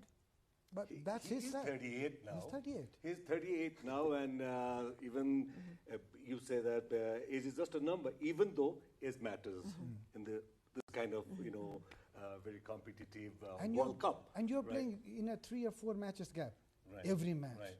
He's walking, but he's scanning. He is predicting for the future. That's the part of that only Messi can do. You've mentioned that Messi had predicted, or he wanted to prepare for this World Cup, and that is one of the motivation for him to join Inter Miami. Exactly, exactly. See, we might come to the hydration part, 22 minutes break over there. It's a hot country, and football is not the first sport over there. So the grass in the football ground might not have been the priority. Yeah, they call it soccer, and the ground itself is some of the grounds is for the American football and this and that. And so the next layer was put on top of that. The grass is not as good as similar to in Europe or South America. So to get accustomed to it and to relax his life. He did not need to win a Champions League anymore. He doesn't want a Ballon d'Or anymore. He just wants to relax and focus for the next World Cup. He doesn't want to be injured. He's not there. So he's playing every week. He's with the family. He's hanging around with David Beckham and Tom Cruise, and he's getting the limelight. He's getting the love and everything. So he's preparing himself. He's calling a few of his clubmates to come and join him so that they can have the camaraderie over there. So it's all building up. So with the heat, the environment, the fans, everything, Messi was just building up. That's what I believe. And this is where his 38-year-old guy, and he just talked about the second goal. Yeah. You see that move. Only he can do it. He was all preparing for it. Let's talk about the age. Ronaldo is 40? 41. Messi, 38. 39 now. 39 now. Do you see them playing in the next World Cup? Do you think it's a feat that they are performing well enough in this itself? So personally, I don't see that because both of them, like Messi, is playing in MLS. Okay, for this World Cup, he is very well acclimatized with the environment and all. If he keep playing in MLS or Ronaldo keep playing in Saudi League, they may not be fit for the next World Cup. Exactly. Because the level of MLS and the level in this Saudi League is very different than the this European League. That's why they may not make it. But I understand one of the cohorts of the next World Cup is Portugal. So would that come into factor? Yes, I would personally not want Ronaldo to continue playing till the next World Cup. I would really want him to just stop and give a chance to the generations that's coming up next. Yeah. He's not yet called up a retirement, but I would personally want that because the legacy Ronaldo has already left, it's there. We respect it very much, and I think it's about time he just hangs up his boots. All right. 39-year-old Messi in the final. There we have also Yamal, one of the youngest players. Is it going to be Yamal versus Messi? There's no doubt, because this time I'm not so much, satisfied with the performance of Yamal. Till now. Till now. Till now. Let's see what will happen in the final, because, we saw Yamal in the last Euro. My goodness, what a game he had. The difference maker was Yamal in the whole thing. And he was the youngest, and he was making the shot. The way he plays from the wing and brings it back towards the goal, cuts it with the left foot. He can either shoot it towards the goal or make a cross. He has 4, 5 such good, beautiful movements. So hard to... How instrumental do you see him being in the final? I liked him a little bit more. As I said, throughout the tournament, he's not been very satisfactory, but in the semi-finals, he did play better than what he played previously in the previous rounds. But I still believe if Spain wants to beat Argentina, then Yamal needs to be at his 100%. He's the difference maker. The runs that he's going to make is going to create chaos and space for his teammates. So he is instrumental. But till now, we've not seen. We never know. He's just picking. He might just pick at the very right moment. He could be the trump card in the final. Yeah, he could be. Which reminds us of the red card that Balogun had and the political influence that we saw in FIFA. What do you feel about it? Never seen before. Never seen before. Nobody's seen before. In World Cup. One World Cup. Finals. Yes. It's the first time that ever happened. And, well, the president himself, in front of the media, actually, he did take in like, okay, I did make a call. If you're bold enough to do that, then obviously you are the most powerful man in the world. If you claim to be, then obviously that's going to make a difference. But what happened then was everybody was up against USA. And the next match, everybody wanted USA to lose. Maybe that manifestation actually happened, and they got hammered 4-1. And it should not have ever happened. Balogun, though being one of the excellent strikers, the squad is made of 26, 28 players, no? 26 players. There's so many players. Give a chance to some other player. And he did make a foul and got the second yellow card. That's why he got the two yellow cards being the red card, right?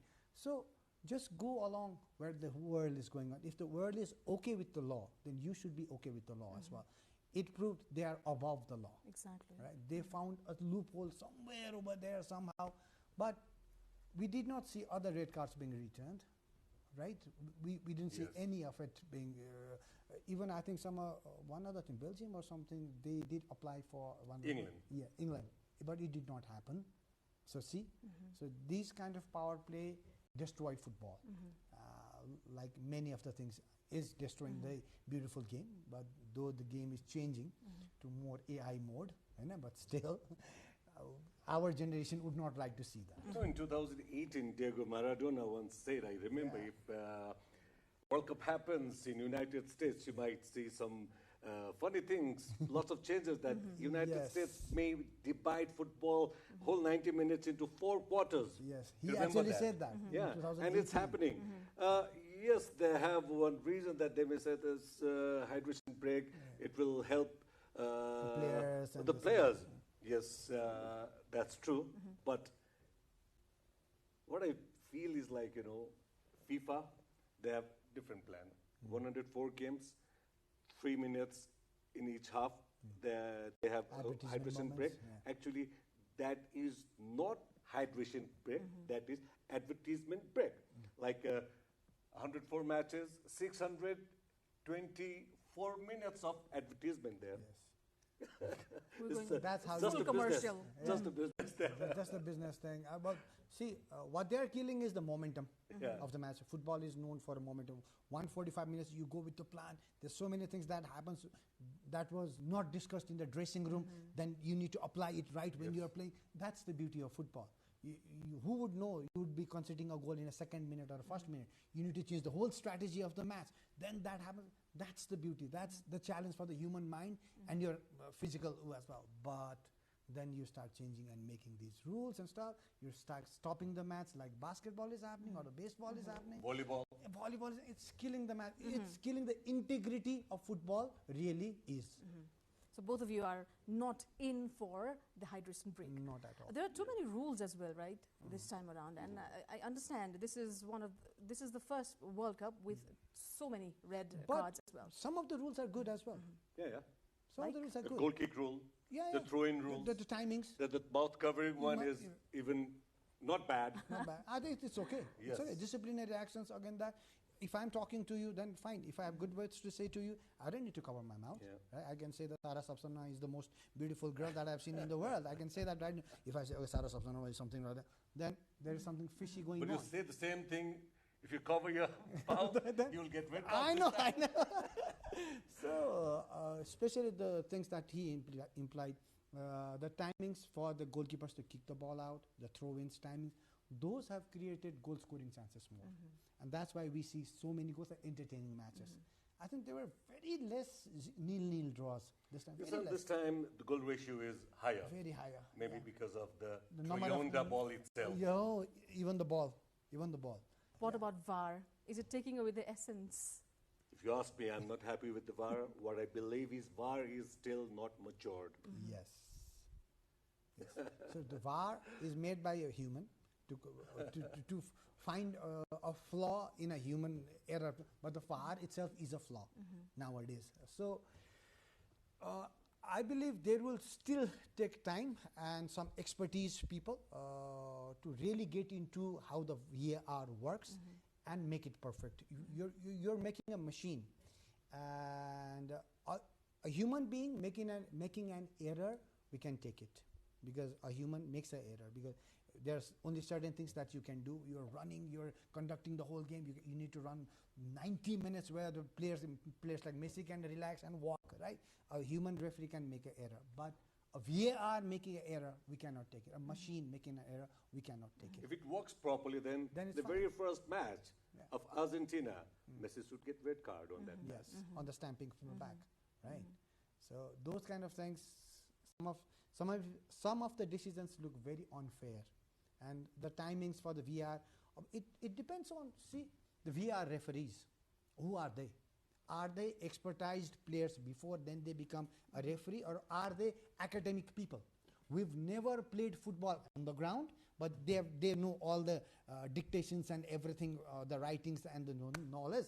But that guy doesn't know about how hard it is for a player to breathe around 44th minute and the 89th minute of the match, and what happens when the tackle comes, what happens when it's in a slow motion, you might see a stamp on the foot, whereas in a fraction of a moment, it's just a tuck, then you move forward.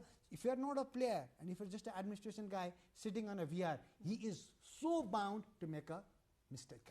At the same time, what I don't understand is, like, sometimes they define in their own way, like, it also checked that is it intentional or unintentional? Yes. So how a VAR or the chip inside the ball can define whether it's intentional or non-intentional. One of the huge debatable goal was a hair strand actually made a sound that guy touched, and it was like, how on earth is that going to stand? So these kind of decisions and VAR system is yet to be refined, make it more better. Let's see in future. And again, in this Iran case, just see the tip of the toe. Oh, yes. What I'm asking is, okay, for example, that guy is wearing number 10 exercise or shoes. number 9 shoes. His foot is actually 1 foot. You understand what I mean, right? Just an inch behind. So as we work on television since 1998, so we know, even that time, 1 second there, 25 frames in 1 second. Exactly. So now, these footballs, 500, 1,000 frames are there in a second, right? So what I'm trying to say is, like, if there is, okay, let's say just 25 frames in a second. Okay. Every frame you may see the change of the direction of your tip feet toe, and the everything. So that's why you cannot just see that moment. That's why I'm not happy with this kind of decisions.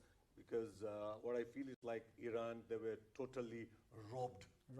Yeah. The most unluckiest and mismanneredly, what do we call? Treated by the host themselves. So should have never happened. And of course, we, like people like us, we don't agree with that. I think I need to touch upon this one as well. What do you think about the performance of other Asian teams? I'm so happy with Japan. Yeah. They almost beat Brazil. Brazil was so lucky that in the dying second, dying minute, they scored the winning goal. I'm so impressed with the performance of Japan. Yeah, this time South Korea, they couldn't make it to the knockout stage, round of 32. That's why they were so badly criticized back home. You know, yeah, other countries like Jordan, Uzbekistan, also very much, I mean, impressive, but they make it to the finals for the first time, both Jordan and Uzbekistan. I was hoping for a better performance from Iran, Iraq, Saudi. Okay. That side, because now the football is flourishing over there, Qatar and this side of the world, especially Saudi Arabia, bringing in Ronaldo and Wow Felix, and Neymar even was there for a few of the games for 2-3 years, but still no play at all because of injury. But still the hype of football is so high. And I really thought, like USA has improved a lot in a quality of football, Saudi might have as well, but the result did not show. And of course, Japan, as he said, we are very impressed, and they went on to win the match. They did not go there to defend. That was so good to see. Now, Japan treats Brazil as equal in football. So that's the philosophy and the mindset of the Japanese players. So that means now, that gives boost to us as well. Now, how do we treat other teams? So if Jordan and Nepal at one time played a 1-1 draw, and Jordan can score a goal against Argentina, then how far are we? See, we need to see it like that. Now, the Golden Boot, the race to the Golden Boot, how do you see it unfolding? Because France has a game for the third Argentina place. and France both has. But if we look at it that way, both the players have 8 goals. Now, Jude Bellingham and Harry Kane also have 6 goals. They're also playing as well. So there's a chance. But I believe Messi wants it. But Messi is not greedy enough to kill a match just because he wants a Golden Boot. He will first make sure his team wins. Then only he will go for the Golden Boot. He's that kind of a player. Both the players, they missed the penalty this time. I know. 2 penalties missed. Mbappe, 1 penalty, right? Yeah, 1, and Messi 2. 2 penalties. So. And this Asian thing, you know, even Australia did quite well. Yes. Australia is also representing Asia. Through AFC, because they have a very limited quota, let's say half seat. 0.5. So 0.5, the champion of that Oceania region, they need to play either with Asia or South or North America for the playoffs before. Now they are the member of AFC. They represent Asian region. So we need to treat them as an Asian nation as well. They did quite well. Reached the second round as well, and the football is flourishing in Australia as well. Even one of our leading female player, the captain of our team, Samba, is playing in Australia as well. So football is flourishing. That is one good part. Playing in Australia, representing New Zealand's team. Yeah, New Zealand as well. And, playing in Australia, but New Zealand was there in this time's World Cup as well after such a long period. Because every time we used to just see Australia, Australia, Australia. So finally, it was good to see New Zealand as well. Coming back to the Golden Boot race, how important do you think the assist parts are in the evaluation? If 2 players, they score the similar number of goals, then the assist counts. Then the assist counts. So Messi has, I think, the highest number of assists. Like in I think previous 2 matches, it's just the assist from Messi that's been coming in as the goals as well. So we'll see. The race is going to be long. Last time Mbappe won over Messi at the very last game with the hat-trick in the final. So this time the race is going to be till the very last minute. If Mbappe scores 1, I would want to believe that Messi would want to score 1 or 2 in the final as well. He wants that Golden Boot without killing the team, making his team win the tournament as well as winning himself the Golden Boot. But this time, he'll have a very tough time in the final because you see the Spanish team, defenders, goalkeeper there, Unai and the defense line there. Yes, exactly. Very good combination. Spain plays a very rigid team, compact game. They hardly make mistakes. But the thing is, Cucurella, one of the best defender in the whole tournament this time. What Cucurella does is he loves to go venture forward, and that creates a space in the back. And usually if you have watched carefully this particular World Cup, Messi, when his team is not playing well, when he's playing in the middle, he ventures towards the right. Then he creates a goal for his teammates. Right. So this is where Cucurella his venturing forward might be a difference between the two teams. So Cucurella running is an excellent thing for Spain. That might create a goal for Spain, but that also might create a space for Argentina and Messi specifically. Delayed Yeah. to come back. Yes, then there is a to space. cover his space. Yeah. That may cost Spain. Yeah. For both the teams, if there were things that would work for them and would not work for them, what would you say? For Argentina, let's start with Argentina. What will work for them? Strengths, weaknesses. The strength of Argentina is always team bonding, as I said earlier, and the unity they have. Maradona is there. Messi is there. Sorry. It's similar. He's there. The blessing is there. And his striking partners there, right? Alvarez and Martinez, both are Lautaro Martinez. Lautaro Martinez who scored the second winning goal in the semi-final. And the whole team, they have a whole package, but the weakness I saw in Argentina team is the goalkeeping, I must say. This Martinez is not like 4 years before now. Yes, exactly. Compared to Spanish goalkeeper, Unai Simon, Simon is far much better than Martinez. Right. I believe that as well. Martinez is not the same goalkeeper as 4 years ago. Strong point for Spain, they play a very compact game. Strong point and weakness is the same thing for Spain. They pass too much, that's their strength, that's their weakness as well. They would want to score a goal when the pass is and the attempt is 100%. Whereas teams like Argentina, they will take a chance in 50% or a 40% as well. They will take a risk when taking a shot towards a goal. But what the tiki-taka system of Spain does is you create such a beautiful space, then only you attempt for a goal. So trying to create that space, the space and time might just run out.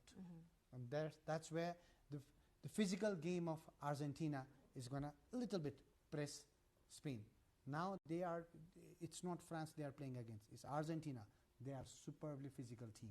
They're going to be there very next to them, just pushing, and just making a difference for them to create a pass or give a pass to their, they might be able to give it to their teammates, but they would still get a push in the back. They'll get a bit shoveled in the back. So that's how Argentina plays. You both are one of the pioneer commentators in Nepal. Yes. He's senior to me. He's senior to I me. started earlier, but he did the longevity. He solely, single-handedly survived the whole commentary and the football system for more than a decade, single-handedly. Then only came the newer generation, because I kind of like departed towards the direction field of the broadcast system. I went to study, then came back as a director. But this guy, he just went on and on relentlessly. He was the single man handling the whole sporting scenario in Nepal. Many of the young commentators owe a lot to both of you. More to him, less to me. If you could recall how it was in the initial days and how it is today, because we've got greater digital reach and it's easier for people to find a platform of their own to comment on the matches.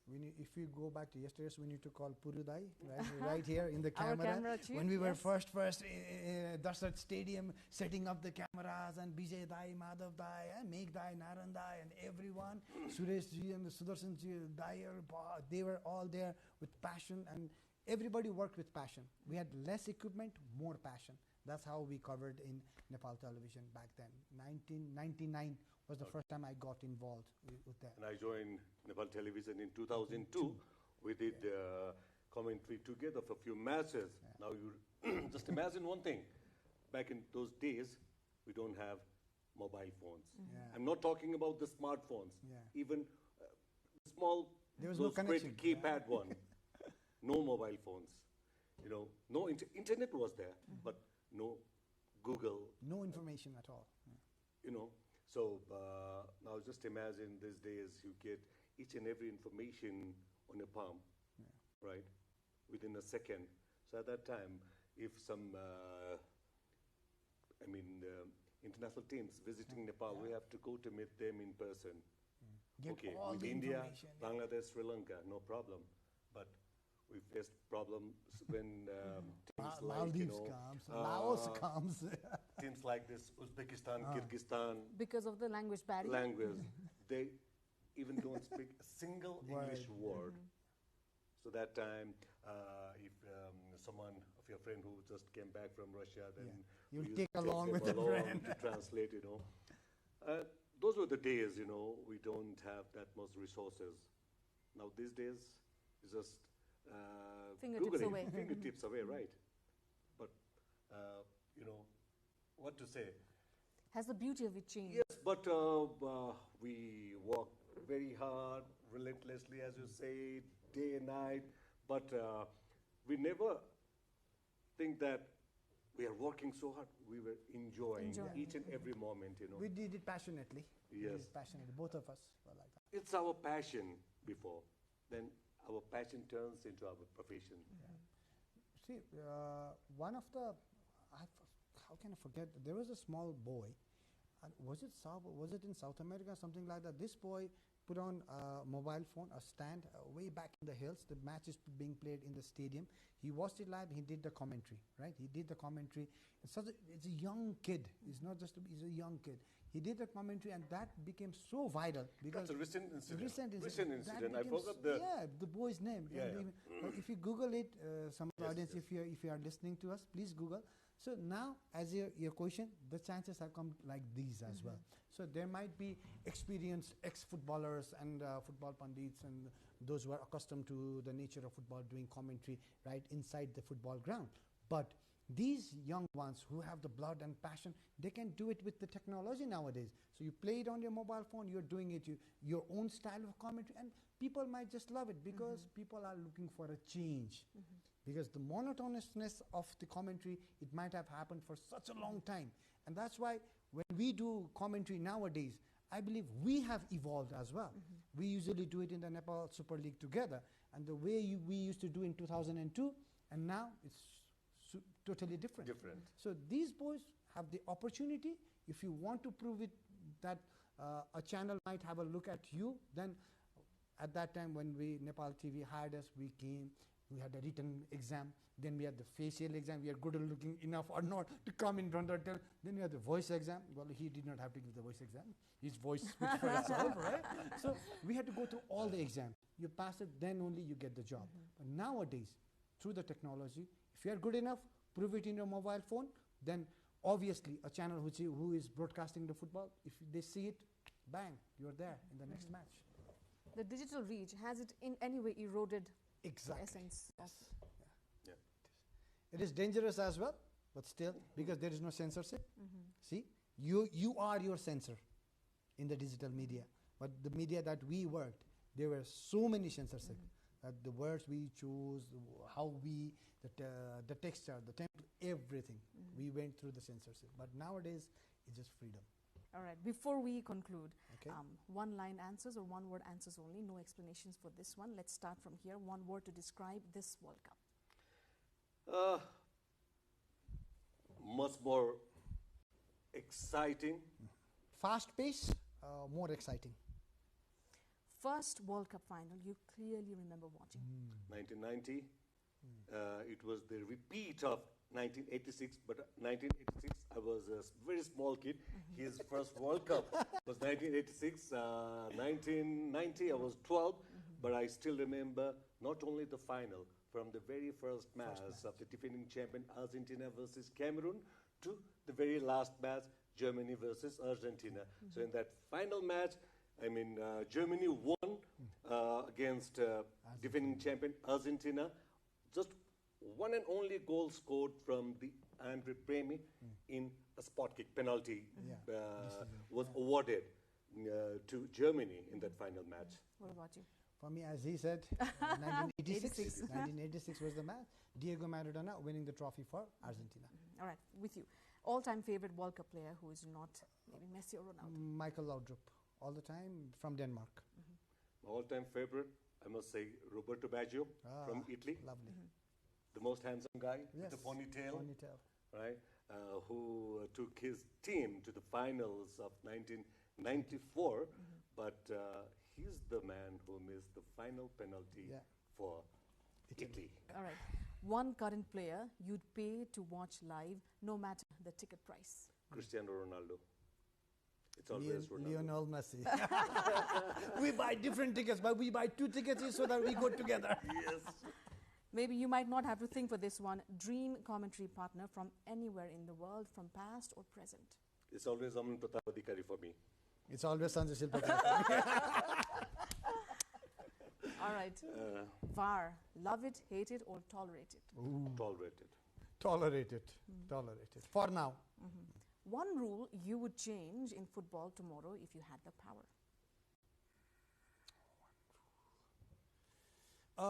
The penalty kick, the stampering run that they make, I would change it. I hate that run.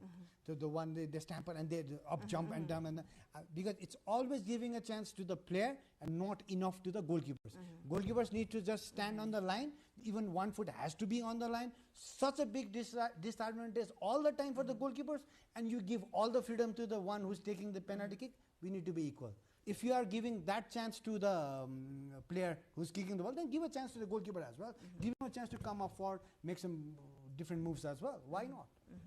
It has to be equal and fair. Okay, for the final of this World Cup, if I could, I'll remove this hydration break.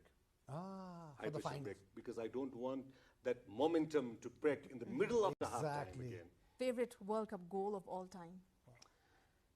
There are few, like people talk about the hand of God in '86, but I say the second goal scored by Diego Armando Maradona in the same World Cup, same match. Yes. That's one of the finest. Wow. That no is words to explain. That's one of the beautiful goals. And we have seen lots of goals, like one, that diving header by the Van Persie one. Van Persie, the Flying Dutchman Right. goal. Yeah. That was one. That one was great as well. But I agree to him. My all-time favorite goal has been Diego Maradona, the second goal against England, 1986, going past 7 defenders and the goalkeeper. So solo goal ever in the history of football. All right. Most underrated position in the pitch? Defensive midfielder. But nowadays they have come into limelight. Now people have started to understand how important it is to stop the ball from the opponent, not only to attack. For to attack, what you need to do first is to stop the opponent. So that has come into hand. Nowadays that position have slightly got respect, and people like Rodri are winning Ballon d'Or for that as well. So that position needs to be respected more. Defensive midfielder, we got it the pivot as well. What about you? It's always goalkeeper. It's Coming from thankless experience. job. It's always a thankless job. Yes, it is. It's a goalkeeper. All right. If Nepal reaches a World Cup one day, which stadium should host our first match? Wow. Stadium, right? I would love to see Nepal. This is a very good question. Now I've started imagining, right?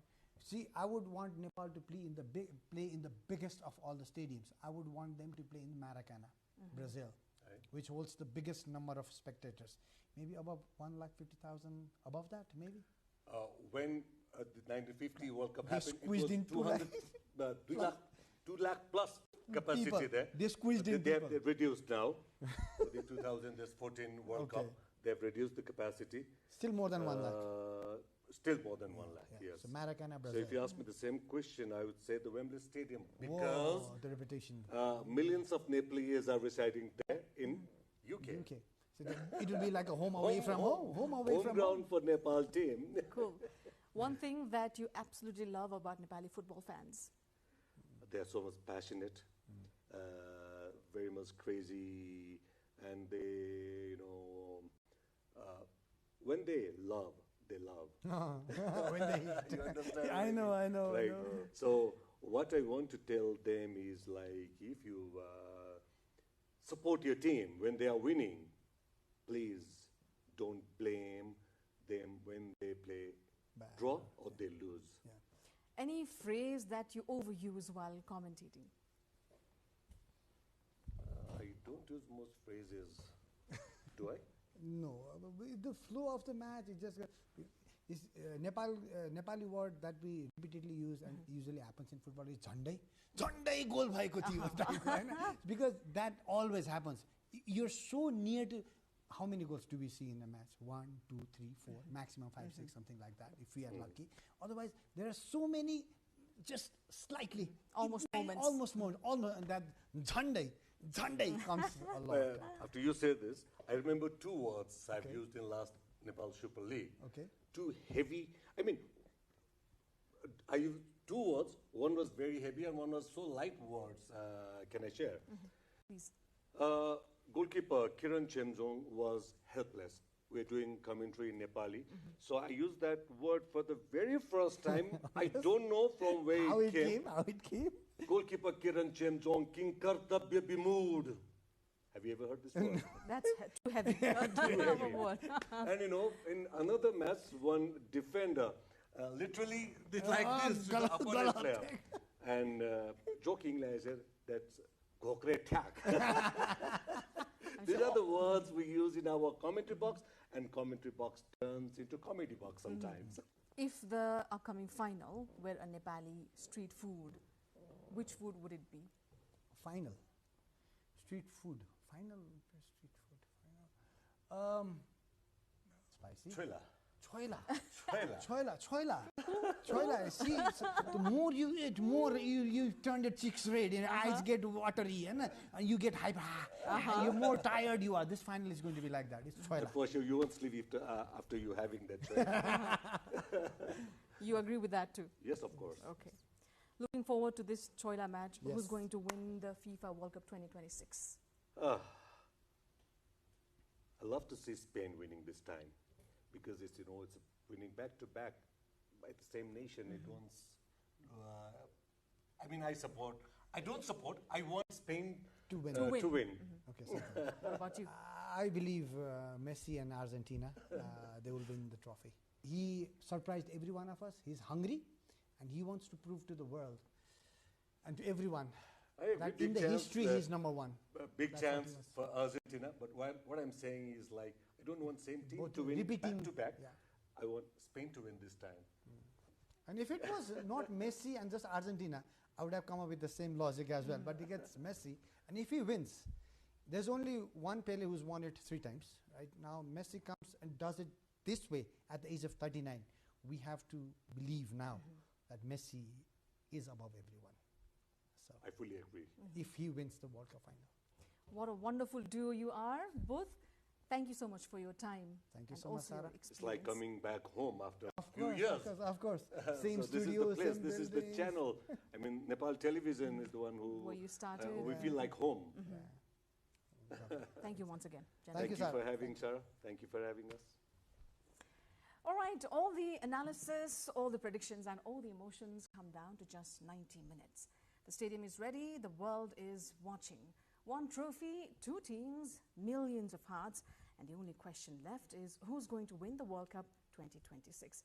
Thank you as always for staying with us here on Insight. Until next time.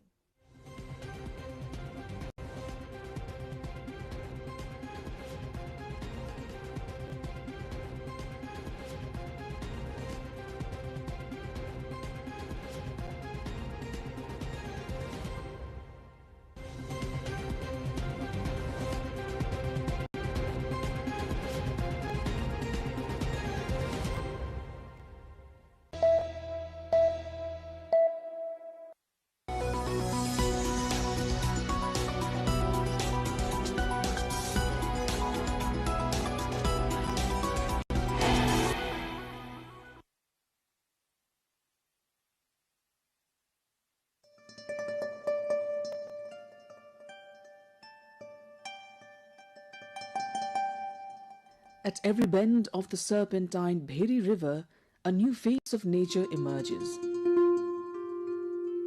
Each turn revealing a beauty so varied and mesmerizing that it moves the heart moment by moment. Traveling from Chinchu of Surkhet through Jare and Mehelkuna toward Gorbakot, the Bheri displays its quiet miracles. Over its crystal blue flow drifts the rustle and chirping of dozens of birds. The whisper of nearby trees merges with the vast blue sky, reflecting a harmony of natural splendor. Cutting through Chinchu, heading along the proud and scenic terrain of Gurbhakot, our thoughts find themselves racing steadily along the Madan Bhandari highway toward Lake Besi in Surkhet. Our destination, the Raute settlement. We seek to observe closely the lifestyle of this indigenous group, long perceived as distant. We hope to feel a sense of closeness with a community rarely encountered, where the Raute, in their most authentic form, stand before us to share their stories.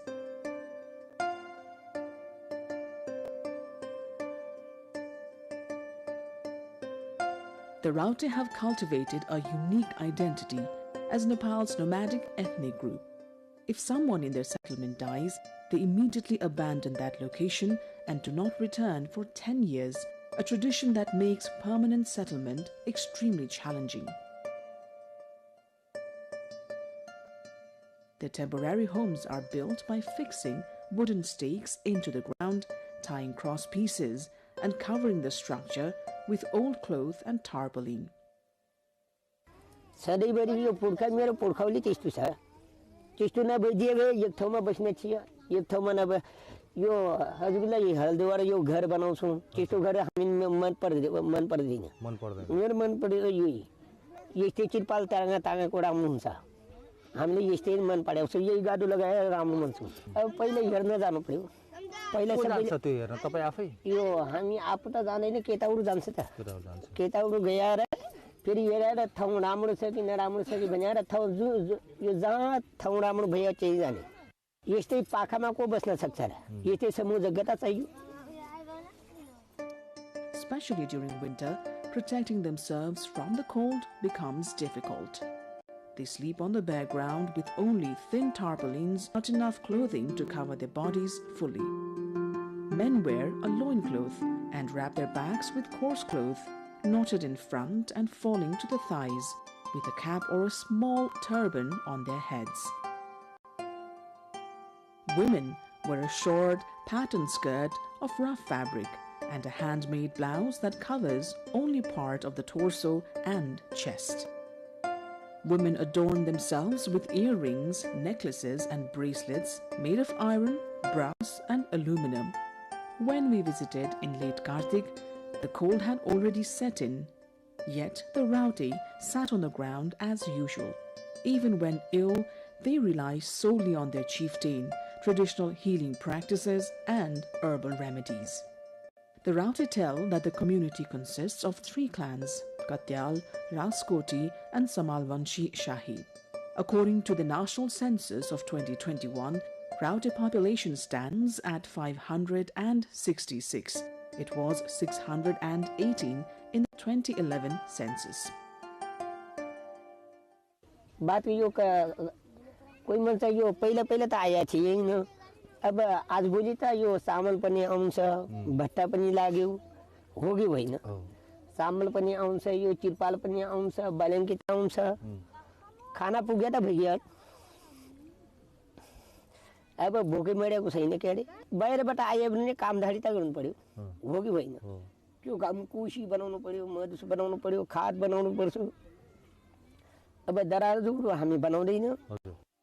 Traditionally, the Raute have lived in the forests, ravines and riverbanks of districts like Dailek, Jajurkot, Surkhet, Acham, Salyan, Dang and Kalikot. They dwell in the wilderness, hunt monkeys and carve wooden utensils which they exchange for grain in nearby villages. It's a cycle that sustains their livelihood. The Raute have distinct marriage customs. After marriage, a separate area is set aside for the couple. According to Raute belief, a widow should not remarry after her husband's death. Marriages occur strictly within their own community between Raute youths. Apart from cooking pots at home, an axe for cutting trees, and a chisel-like tool for shaping wood, the Raute do not store belongings. Men prefer to hunt monkeys using traps, while women gather wild roots and tubers.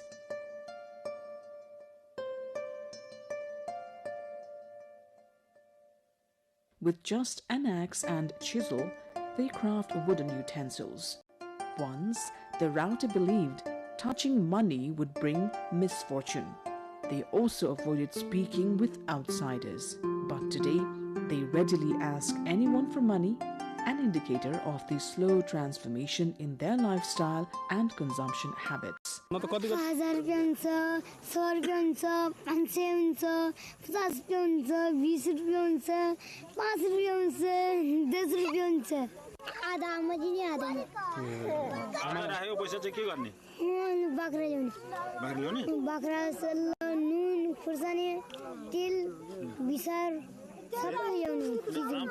मेरो नाम फुलमाया कति वर्षको भयो म 18 भयो अनि school जाँदैन school त जान थियो पहिला त जान दिएन आज बोले पनि स्कुल जान दिन्न कसले मुखियाले किन नि मुखियाले नि पढ्न लेख्न दिन्न त किन होला त त्यस्तो खै के पो होला नि मुखियाले दिन्न नि पढ्न जान त मन त लाग्छ तर पढ्न दिन्न. In recent years, increasing dependence on alcohol has begun to create serious health issues within the community. कहीं न कहीं यो यहाँ जंगल में बसने बाजार हेर्न जाने बरु चिस्टुडा आडा माइने मान्छेमा कसैले बजारको नशा हुन्छ त्यो नाच हेर्न जाने कसैले यो मौसुक लाग्छ चिस्टु मौसुक यो जंगलबाट मौसुक हेरे पनि झन् आउन मान्छे यो मेरो परिवर्तन नगर्ने मान्छे परिवर्तन गरेको कहिले पनि राम्रो भन्दैन हामी मेरो पुर्खैबाट यो परिवर्तन नगरेको मान्छे परिवर्तन गरेको न यो पैसा चाहिँ आँखाले पैसा चिनेता भइहाल्यो. Nepal's constitution not only recognizes the equal existence, rights and dignity of all ethnic groups, but also ensures fair protection, upliftment, empowerment and development of marginalized and endangered communities. The state has pledged equal distribution of economic, social and cultural opportunities with special provisions for the protection and advancement of disadvantaged people within minority groups. Although the federal and provincial governments have introduced various programs for the Rauti community in recent years, the lives of the Rauti have yet to see the meaningful improvement envisioned.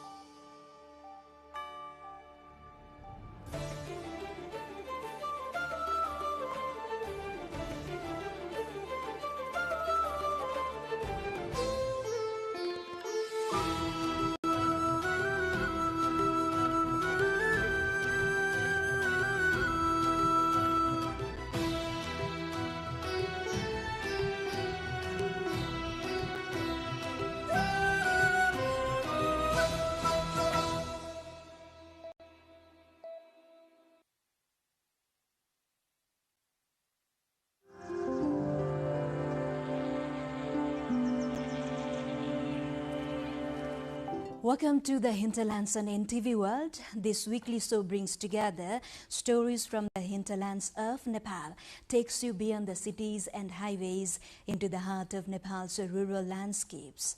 I am Rosina Rai. We begin in Makwanpur, where senior practitioners are working to preserve the indigenous Jhakri dance, an ancient spiritual tradition passed down through generations. Despite more than 4 decades of dedication, they say dwindling resources and declining interest among younger generations are putting this unique cultural heritage at risk.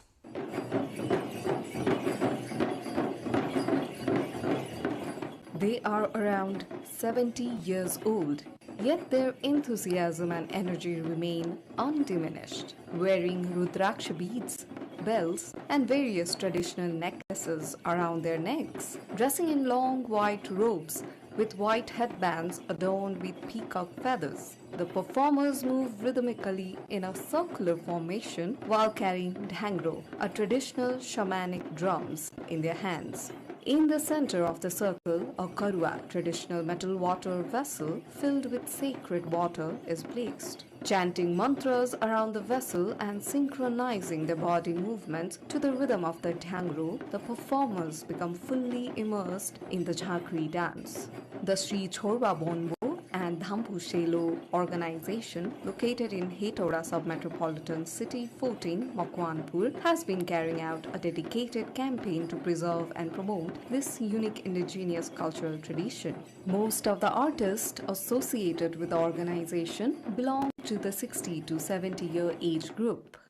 अब हामीले आराम विराम हुँदाखेरि यसो धुप छेदा गर्ने फलाग्ने कटको काट्ने त्यस्तो गर्छ. The Jhakri dance, a shamanic dance, is a traditional performance linked to the ancient Bonbo Jhakri tradition, in addition to being performed during religious worship and rituals. Senior artists continue to preserve the original art form and cultural identity of the Tamang community by participating in cultural festivals, tableau exhibitions, victory celebrations, and other public events organized by the provincial government, local governments, and various organizations. However, the continuity of the Jhakri dance is facing increasing challenges due to modern lifestyles, migration, and the declining interest of the younger generation in traditional culture. According to the organization's secretary, Devan Singh Rumba, financial constraints have made it difficult to manage the necessary costumes and equipment, while the inability to effectively train younger generations has hindered the successful transfer of this cultural tradition from one generation to the next. यो संस्कार संस्कृतिलाई बचाउनको निम्ति हामी लागि परेका छौं र हामी अरु नयाँ पुस्तालाई पनि अगाडि बढाउनको लागि आर्थिकै समस्या पर्दो रहेछ. यी समस्याहरूले गर्दाखेरि हामी अलि अगाडि बढ्नलाई अलि गाह्रो भयो. For more than 4 decades, the artists have kept the Jhakri dance alive by arranging traditional costumes, dhangro drums, and other essential materials at their own expense. Although the organization have been making efforts to teach the Jhakri dance to the younger generation, it has not been able to conduct regular training programs due to lack of adequate financial resources. हाम्रा संस्कार संस्कृतिका भेषभूषाहरू र yes झाँक्रीमा चाहिने आवश्यकता सामग्रीहरू धेरै अभाव छ र हामी आफैले चाहिँ यो गरेर जेन तेन हामीले चलाइराखेका छौं.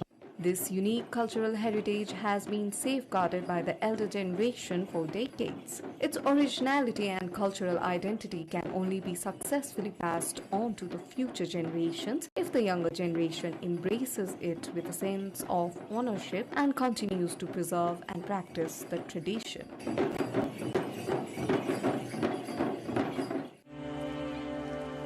Now we move to a serious concern in entire country.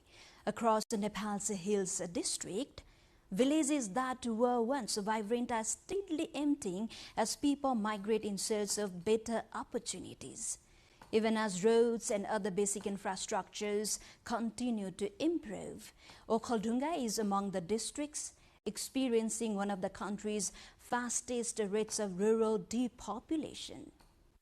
Tunibote village in Okhaldunga district has become a serious example of Nepal's growing rural migration. Just a decade ago, the village was home to thriving families and productive farmland. Today, it is almost deserted. Roads have reached the settlement, electricity is available, and drinking water pipelines have been installed. But there are hardly any residents left to benefit from these facilities. Most houses have fallen into disrepair, while those still standing remain locked. Once fertile fields are now overgrown with bushes and thorny shrubs. As people migrated in search of better opportunities, the village gradually emptied. राम्रो थियो नि अहिले बसाइ गए जंगल भइछ म मात्र एक्लै छु हाम्रै घरबाट पनि हिनेका हुन् जम्मै 13-14 घर थिए जम्मै हिनिसके Tune Bote is not an isolated case. Across Okhaldunga, many rural settlements are facing a similar decline.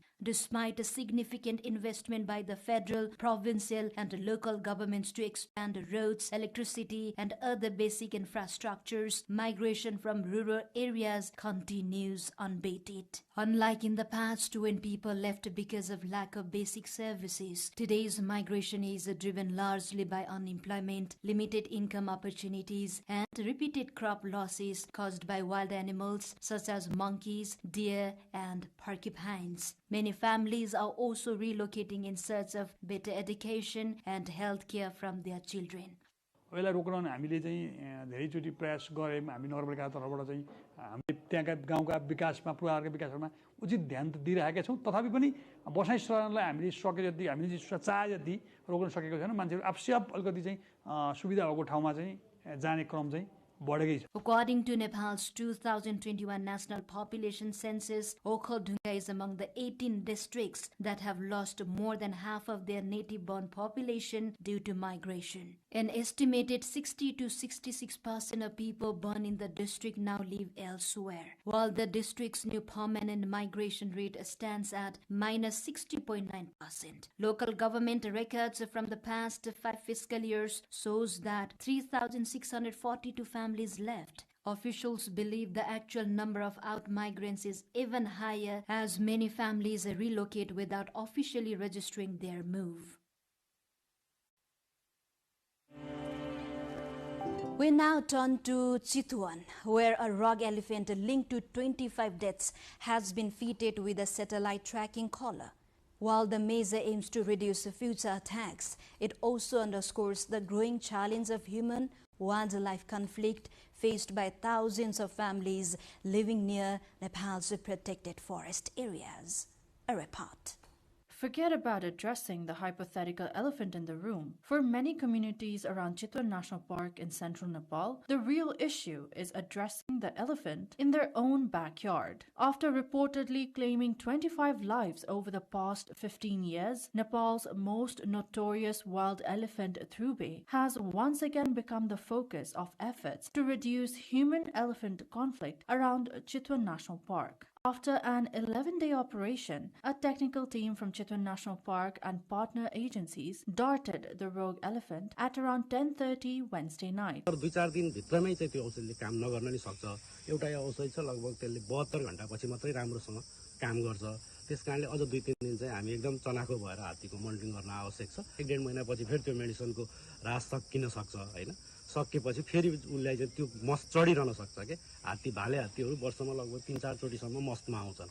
Thrube the elephant was fitted with a new satellite radio collar, had 6 inches trimmed from his tusk, and was released back into the wild. The elephant will now be monitored around the clock through satellite tracking, according to the authorities. That allows the technicians to follow Thrube's movements in real time and thus warn nearby communities when the elephant approaches the settlements.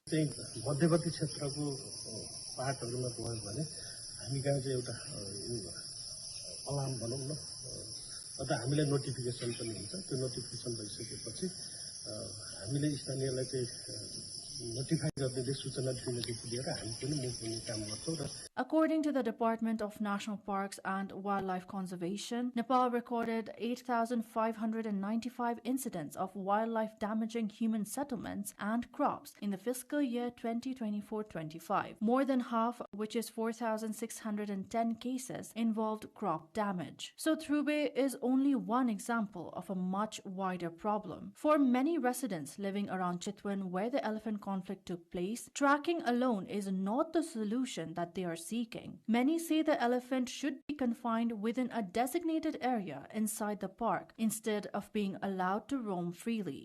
As human-wildlife conflict continues to rise, Nepal is introducing a new wildlife risk insurance policy from July 17. For an annual premium of 1,500 Nepali rupees, it will cover deaths, injuries, and damage to homes, livestock, and crops caused by attacks from 18 wildlife species, including elephants. The policy adds to the government's existing compensation program, which is already paying out more than 150 million rupees a year to victims of wildlife-related damage. But compensation comes after the damage is done, including lost lives and livelihoods. For now, Dhruve is back in the forest and under constant watch. While the radio collar may help monitor one rogue elephant, Nepal's broader challenge remains finding ways for people and wildlife to coexist more safely. And finally, we travel to Thading district, where a public school is redefining classroom learning. Students are transforming electrical theory into practical innovation, building real products, and developing hands-on skill that could help shape their future careers.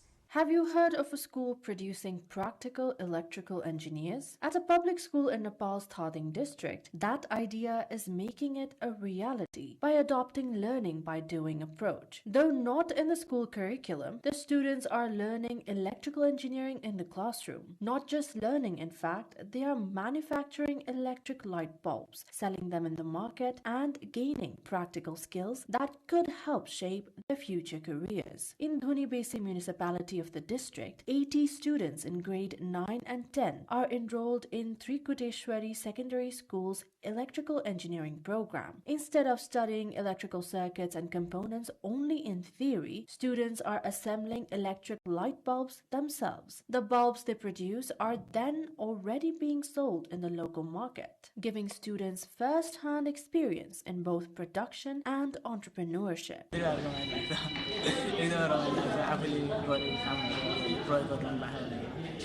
The free technical education program is run by Dhunibesi municipality in partnership with a local organization, the Sheshkanta Foundation. Teachers say applying classroom lessons in real-life settings makes learning more effective and meaningful. Electrical engineering सञ्चालन गर्दै गर्दा हामीमा चाहिँ के आयो भने हामी यो theoretical knowledge मात्र दिने हो भने चाहिँ काम छैन यो थ्योरिटिकल भन्दा पनि प्र्याक्टिकल नलेज दिनु पर्यो भनेर हामीले प्र्याक्टिकली बढी फोकस गरिरहेका छौं र मलाई लाग्छ इलेक्ट्रिकल इन्जिनियरिङ स्कुलहरु चाहिँ नेपालभरि जम्मा 38 वटा स्कुलहरु मात्रै छ 9-12 सञ्चालन भएको र यसरी सामान उत्पादन गरिरहेको हामीले चाहिँ जुन अहिले सुरु गरेका छौं इलेक्ट्रिकल लाइटहरु बल्बहरु हामीले विभिन्न डिफरेन्ट टाइप्सका बल्बहरु चाहिँ उत्पादन गर्न हाम्रा विद्यार्थीहरूले सुरु गरेका छन् र त्यो चाहिँ वास्तवमा भन्यो भने मलाई लाग्छ मैले बुझेसम्म एक दुईवटा स्कुल बाहेक त्यति धेरै स्कुलहरुले चाहिँ यसरी उत्पादनै गरेर आएको छ मैले देखेको छैन. With their products now reaching the market, students say they are gaining confidence alongside the technical skills. For many, the program is equipping them with the knowledge and experience needed to start their own businesses or pursue skilled careers down the line, along with furthering the pursuit of scientific knowledge. The program is already drawing attention as a successful model in public school, though most of the students might not end up becoming a certified electrical engineer. The technical education program is definitely teaching them not only engineering but also entrepreneurship. Beyond the cities and the headlines, real lives continue to unfold. Stories shaped by struggle, strengthened by resilience, and carried forward by hope. This is the Hinterlands, and we'll come back next week with more stories from the heart of Nepal. Do follow us on our website, nepaltelevision.com, social media handles, and the YouTube channel. Thank you for joining us. Goodbye for now.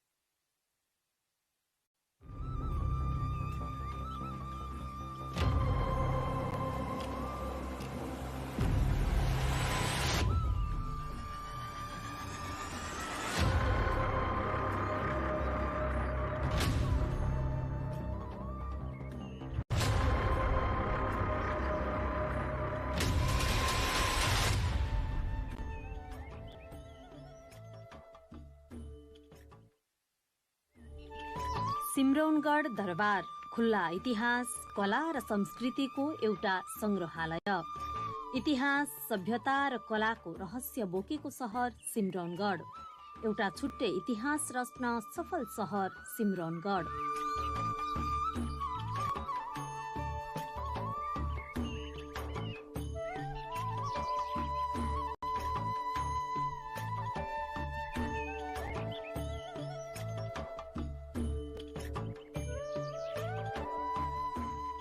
ऐतिहासिक, सांस्कृतिक र पुरातात्विक महत्व बोकेको सिमरौनगढ दरबार मध्य प्रदेशको बारा जिल्लामा अवस्थित सिमरौनगढ नगरपालिकामा पर्दछ।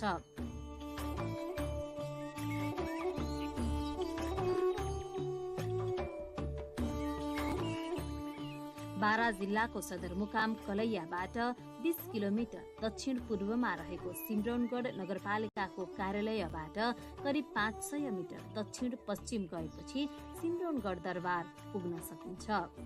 सिमरौनगढको सम्बन्ध सिमलको वंशसँग रहेको तथ्य नेपालमा प्राप्त सबभन्दा पुरानो वंशावली गोपालर वंशावलीले प्रस्ट्याएको छ। सो वंशावलीमा यस स्थललाई सिमरावनगढ भनी उल्लेख छ, जसको अर्थ हुन्छ सिमलको वनमा रहेको किल्ला।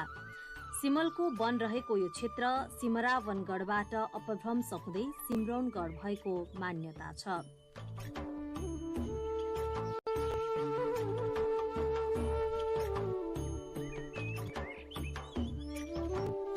यो सिमरौनगढ नाउँ भने यहाँ पहिले सिम्बलको खाली रुख यहाँ सिम्बलको थियो। यो सिम्बलको वन भन्नु पर्यो नि, यहाँ सिम्बलको वनै वन थियो पहिले। यसको माझमा बीचमा नि यो गढ थियो, यो किला थियो यो गढ। त्यस कारणले सिम्बलगढ भनेर अपभ्रंश भई आएर सिमरौनगढ भन्ने हो। यसको सिमरौनगढको अपभ्रंश, सिम्बलगढको अपभ्रंश हो यो सिमरौनगढ।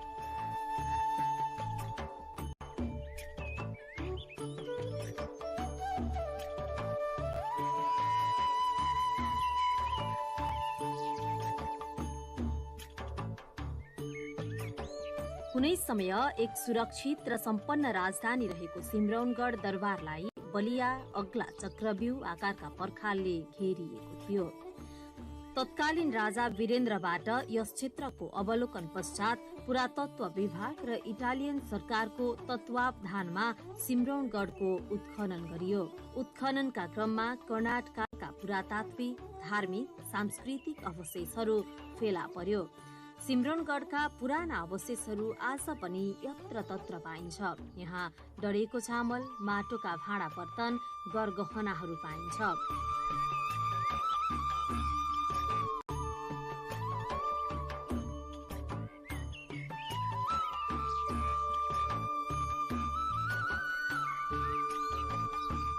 यहाँको धार्मिक इतिहास र पुरातत्व विभागको त सबै संरक्षण छँदैछ। यो मन्दिर छ, पुरानो मूर्ति छ, डयको चावल पाइन्छ, कङ्गन कालीको स्थान छ, तलेजु भवानीको अहिले शिलाको बाकस राखेका छ, त्यो पनि छँदैछ। चारैतिर सुन बिखरिएको पनि पाइन्छ। यो सबै पाइँदाखेरि त पुरातत्व भएन।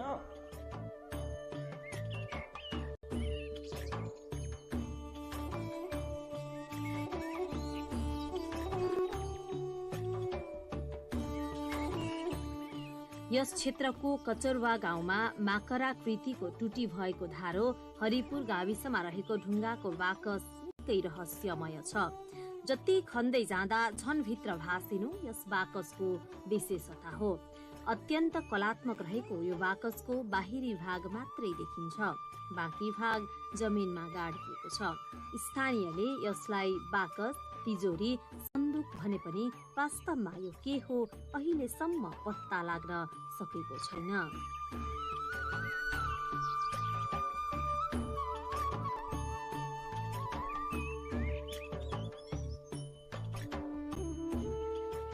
वो जमाना के शिवाजी महाराज के दरबार के तिजोरी है, पत्थर हो, रात उल्टन हो गए, पत्थर हो गए, ताला कुली सब बंद बा, में ताला बात कुली बा सब सही बा।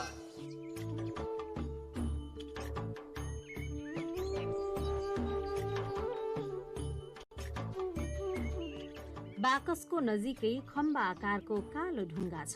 खम्बा सामान्य देखिए पनि 10-15 जना मिलेर पनि यसलाई टसमस समेत गर्न सक्दैनन्। ढुङ्गाको खम्बा झन रहस्यमय छ। स्थानीयका अनुसार यस खम्बालाई बाहिर निकाल्न खोज्दा यो झन जमिनमा भासिने गर्दछ। यो क्षेत्रमा बाढी आए पनि यो खम्बा डुब्दैन।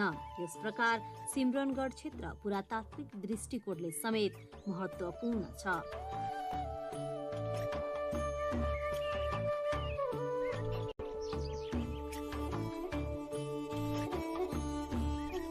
सिमरनगढको सांस्कृतिक सम्पदाको दोस्रो स्थानमा यहाँका मन्दिरहरूलाई लिन सकिन्छ। सिमरनगढको बीच भागमा स्थापना गरिएको कंकाली मन्दिर ईंटद्वारा निर्माण गरिएको शिखर शैलीमा छ। मन्दिर चारैतिर चतुष्कोणाकारको भवनको बीचमा शिखर उठेर माथिसम्म चुलिएको छ। मन्दिरको चारैतिर खुल्ला गुम्बजाकारको प्रवेशद्वार निर्माण गरिएको छ। मन्दिरमा रहेका कंकालीको मूर्ति कालो प्रस्तरमा खोदिएको छ।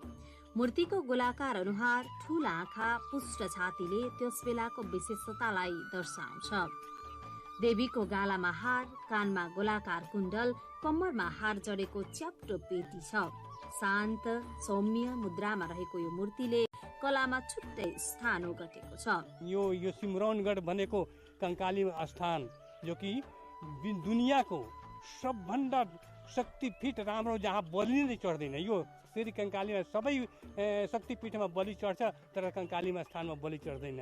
यस्तो विशाल मन्दिर, अनि यस्तो विशाल मन्दिर राम जानकीको मन्दिर यहाँ दुईटा छ। अनि यसको अलावा पनि यहाँ नानदेवले यानि कि 1097 ईस्वीमा सिमरनगढलाई राजधानी बनाएको यो नानदेव हो। नानदेवको 7औं पुस्ता जगह, त्यसमा हरसिंहदेव, गङदेव, रामदेव सबै 7औं पुस्ता हो। अन्तिम पुस्ता चाहिँ हरसिंहदेव हो। हरसिंहदेवको पालामा ग्यासुद्दिन तुगलकले यहाँ आक्रमण गरेर सबै ध्वस्त पारिदिएको थियो। यस्तो यस्तो पूर्वाधारहरू छ। तैपनि हाम्रो सिमरनगढमा कसैको नजर छैन। यहाँ त म भन्छु कि यसलाई विश्व सम्पदा सूचीमा राख्यो भने सबभन्दा राम्रो हुन्छ। यहाँको नेताहरूले यसै माध्यममा भन्छु कि सिमरनगढलाई विश्व सम्पदा सूचीमा राख्नु जरुरी छ।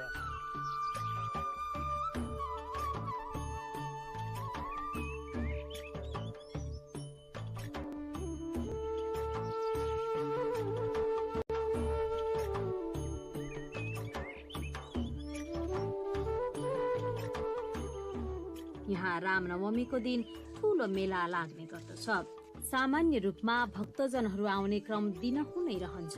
अहिले पनि यो क्षेत्रमा कंकाली माताको ठूलो महिमा छ भनिन्छ। त्यसै गरी चिताएको फल देवीले पूरा गर्छिन् भन्ने जनविश्वास समेत रहेको छ।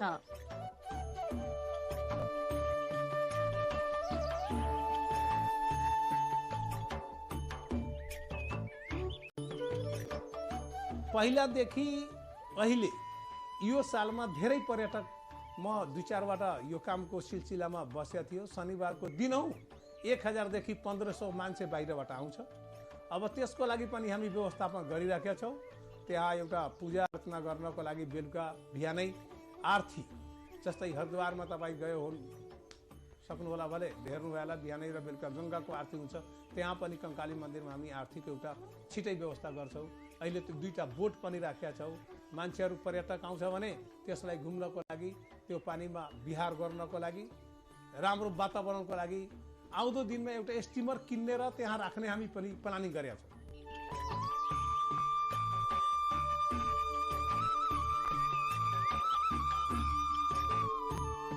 कंकाली मन्दिर प्राङ्गणमा विभिन्न देवी देवताका अन्य मन्दिरहरू पनि रहेका छन्।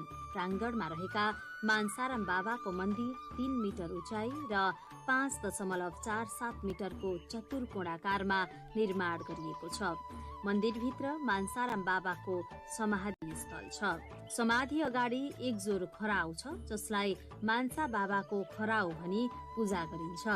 प्राङ्गणमा शिव, पार्वती, हनुमान, विष्णु, विश्वकर्माको मन्दिर रहेका छन्। कंकाली मन्दिर त धेरै पुरानो इतिहास बोकेको मन्दिर हो। त्यो मन्दिरको प्राङ्गणमा तपाईको कंकाली मन्दिर, मनसा बाबा मन्दिर, तपाईको विष्णु मन्दिर, तपाईको यो धेरै मन्दिरहरू छन्।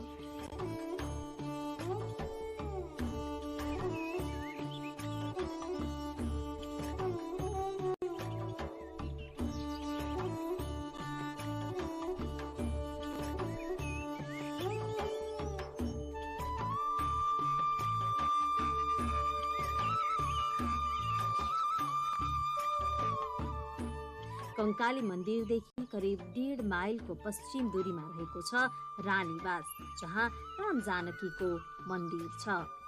जङ्गबहादुर राणाका छोरा जीतजङले विक्रम सम्मत 1935मा आमा हिरण्य कुमारी सती जाने बेलामा व्यक्त गरेको इच्छा बमोजिम यो मन्दिरको निर्माण भएको थियो, जुन यहाँको घण्टामा समेत उल्लेख छ। मूल मन्दिर भने 3 तहको पेटीमाथि बनेको छ।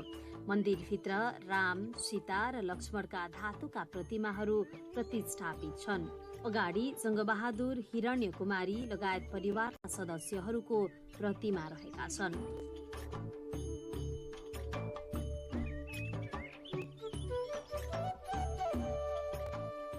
पहिला 2224 को बेलादेखि यहाँ राजा शिवसिंहको पालीमा यो राम जानकी मन्दिर थियो र त्यसपछि नानदेवजी पनि आउनुभयो, त्यो उहाँको पालीमा पनि यहाँ राम जानकी मन्दिर र हाम्रो जङ्गबहादुर महाराजज्यू 1838 में आएर हे भन्दा न उहाँ त अग्लो मन्दिर काठको नै बनाउनु भयो, त्यो प्रमाणै छ, आजसम्म इटमा लेखेर राखेको छ।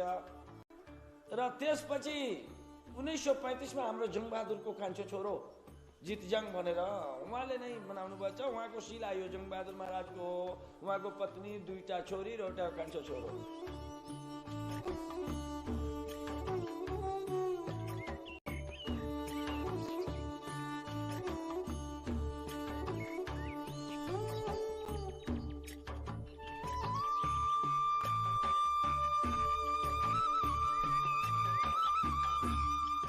जङ्गबहादुर राणा जङ्गबहादुर पहिले यहाँ शिकार खेल्न आउनुहुन्थ्यो।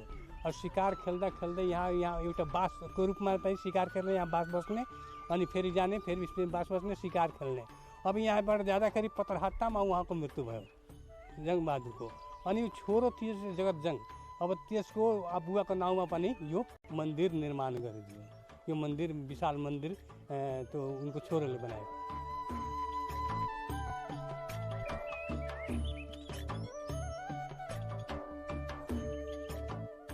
मन्दिरको प्राङ्गण वरिपरि 2 तल्लामा चतुष्कोणाकारका धर्मशाला बनेका छन्।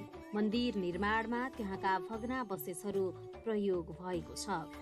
समय समयमा प्राप्त भएको मूर्तिले सिमरनगढको महत्त्वलाई झन बढाएको छ। यहाँका मूर्तिकलाका रचनाहरूले सिमरनगढको सांस्कृतिक समृद्धिलाई पुष्टि गर्दछ। यहाँको मूर्तिकलाले आर्थिक रूपले समृद्ध यो राज्यमा कला र साहित्यले भरपूर उन्नति गर्ने मौका पाएको स्पष्ट हुन्छ। केही वर्ष अगाडि पुरातत्व विभागको सक्रियतामा कंकाली मन्दिर परिसरका मूर्तिहरूलाई मन्दिर परिसरमै घर बनाई संग्रहित गरिएको छ। त्यसैगरी सिमरनगढका केही मूर्ति र दरबारका अवशेषलाई राष्ट्रिय संग्रहालय छाउनीमा संग्रहित गरिएको छ। सिमरनगढको तोरणद्वारको टुक्रा संग्रहालयको भित्री गेटमै राखिएको छ। यस क्षेत्रमा अनेकन पोखरी र इनारहरू रहेका छन्, जसमध्ये इसरा, झरौखरा, राजाबादा, मनहरवा, आमवा, हथाइया प्रमुख छन्। इसारा पोखरी कंकाली मन्दिरको अगाडि छ। यो पोखरीको नाम राजा शिवसिंहकी रानी इसाराको नामबाट राखिएको छ।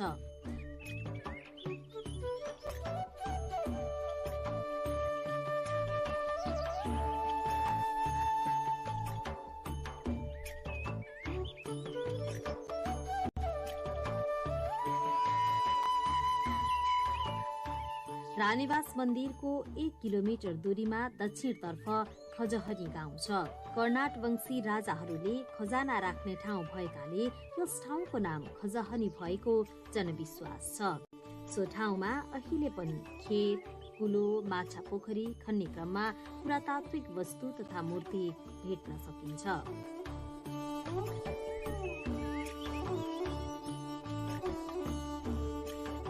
शान्ति, ऐश्वर्य र करुणाले थपक्क बलेको अलौकिक भाव र मुस्कानयुक्त चिल्ला काला ढुङ्गामा कुँदिएका मूर्तिहरूले यहाँको कलाको स्वतन्त्र र मौलिक शैलीलाई प्रस्तुत गर्दछ। मूर्तिमा पाइने आवरण र आभूषणले त छन् भक्ति रस र सौन्दर्य रस प्रदान गराउन सफल छ। मूर्तिहरूमा भाव अभिव्यक्तिको जुन मार्मिकता प्रदर्शित छ त्यसको जति प्रशंसा गरे पनि पूर्ण हुँदैन।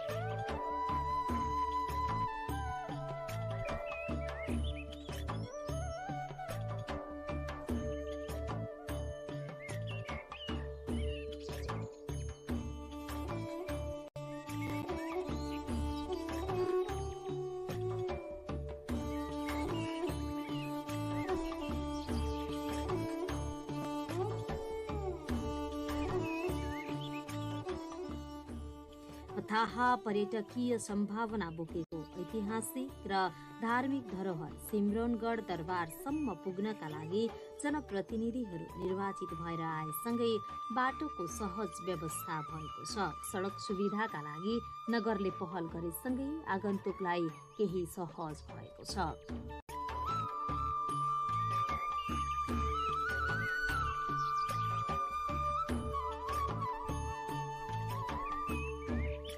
मन्दिरको फुटपाथ निर्माण गरिराखेका छ। मन्दिरको फुटपाथ निर्माणमा तपाईको ब्लक लगाएर त्यो सौन्दर्यीकरण मन्दिरको भविष्य बाहिरबाट जुन पर्यटक आउँछ त्यो राम्रो कसरी हेर्न सकिन्छ, त्यसको आउने जाने केही कठिनाइ हुँदैन, त्यहाँ बस्नको लागि आउने जाने हेर्नको लागि त्यो कंकाली मन्दिरमा गरिराखेका छ।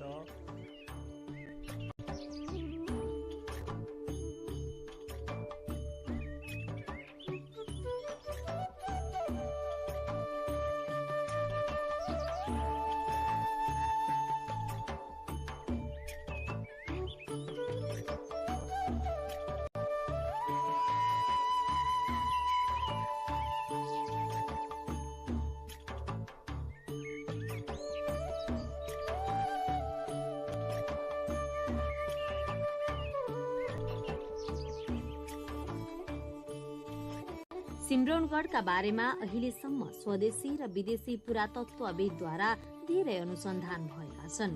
यी अनुसन्धानहरूले सिम्रौनगढ कुनै बेला दक्षिण एसियाका समुन्नत राज्यहरू मध्येको एक राज्य तिरहुतको राजधानी रहेको प्रमाणित भइसकेको छ। तर उत्खनन हुन बाँकी नै रहेकाले तत्कालीन राजधानी सिम्रौनगढका राजाहरूले राखेका आधिकारिक अभिलेख फेला पर्न सकेका छैनन्। तर उनीहरूका पालामा बनेका पोखरी, मूर्ति, कंकालिनी मन्दिर, रानीवास दरबार लगायतका सामग्रीहरू अहिले पनि साक्षीको रूपमा रहेका छन्। यहाँ टाढा टाढाबाट बास बस्न आउने पर्यटकहरूका लागि पनि राम्रो होटल अथवा आवास गृहको अभाव छ। सुविधा सम्पन्न होटल, होमस्टे निर्माणका लागि सिम्रौनगढ उद्योग वाणिज्य संघले आवश्यक पहल गरिरहेको छ। त्यो बस्नको लागि त अहिले तत्काल 2वटा होटल छ, अरू पनि बनाउनको लागि सोचिरहेछ यहाँको व्यापारीहरूले, बनाउँछ भविष्यमा पनि। अनि यहाँ एउटा के छ हजुर कि हाम्रो सिम्रौनगढमा भारतबाट मेन आउने चाहिँ भारतबाट नै हो बढी पर्यटक। त्यसको लागि पहिला यहाँ छोटी भन्सार थिएन, भर्खर हामी यो 1 महिना जति पहिला सञ्चालन गराएछौँ। तर सरकारसँग पनि पहल गरेका छौँ कि कम्तीमा यहाँ मूल भन्सार होस्। मूल भन्सार भइदिएको भए गाडीको आवत जावत अनि चाहिँ इन्ट्री गरेर होस् या भन्सार गरेर होस्, त्यो हिसाबले पनि यहाँ आउँछ। सरकारले पनि राजस्व उठ्छ त्यसबाट, अनि देशको आम्दानी पुँजी हुन्छ, हाम्रो सिम्रौनगढको पनि विकास हुन्छ, अनि पर्यटकहरू पनि बढी यहाँ आवत जावत गर्छ।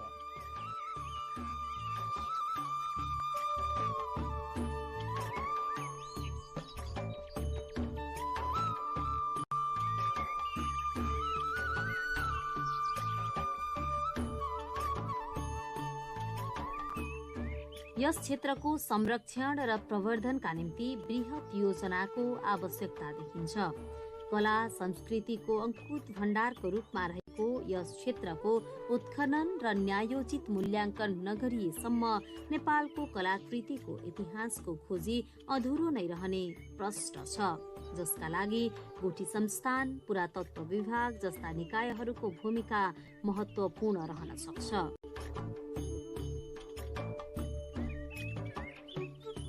सिम्रौनगढ उद्योग वाणिज्य संघबाट पनि यसमा देशमा अनि पर्यटक मन्त्रालयमा पनि हामी पठाएछौँ कि यहाँ जसरी भए पनि यहाँको पहिला हाम्रो सिम्रौनगढमा सबै सम्पदा छँदैछ, तर तिनीहरू लोप हुँदैछ। त्यसको लागि हामी पर्यटक मन्त्रालयमा, अर्थ मन्त्रालयमा पटक पटक बारम्बार चाहिँ हामी आफ्नो लिखित रूपमा पत्रहरू पठाएछौँ कि सरकारबाट पहल होस्, यसलाई जसरी जे जस्तो छ त्यसले व्यवस्थित गरोस् अनि राम्रो हेर्न भइदिएको भए पर्यटकहरू त्यहाँ आफै आउँछ नि।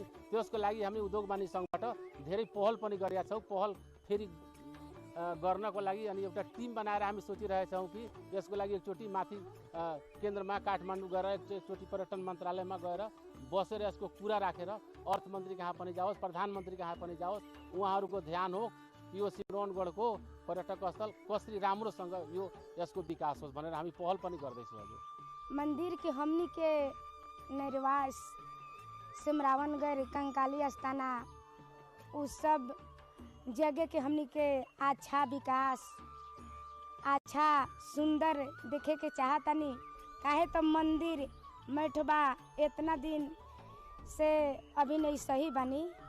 आ कंकाली आस्थाना के हमनी के नेपाल के शान है। हमनी के नेपाल के शान के हमनी के अच्छा से आवरी स्वर्ग बनाई आ ये से आवरी सुंदर विकास करी।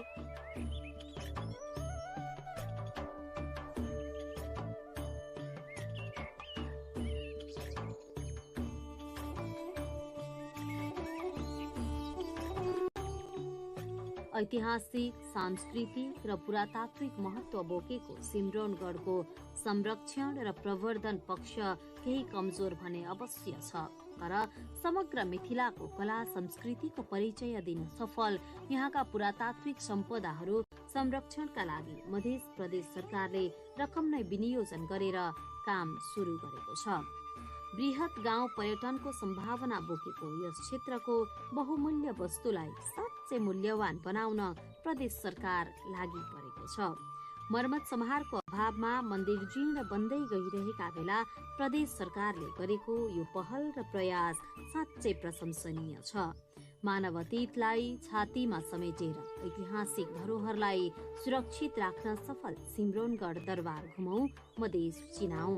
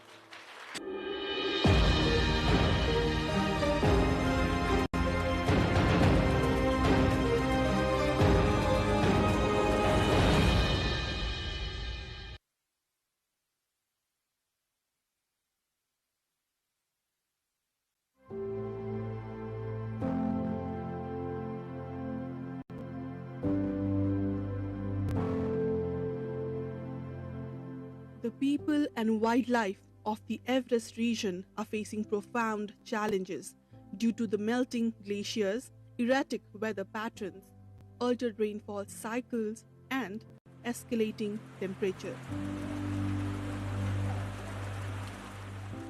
Shrinking glaciers are the growing expanse of glacial lakes in the Himalayas, heightening the threat of sudden and catastrophic disasters.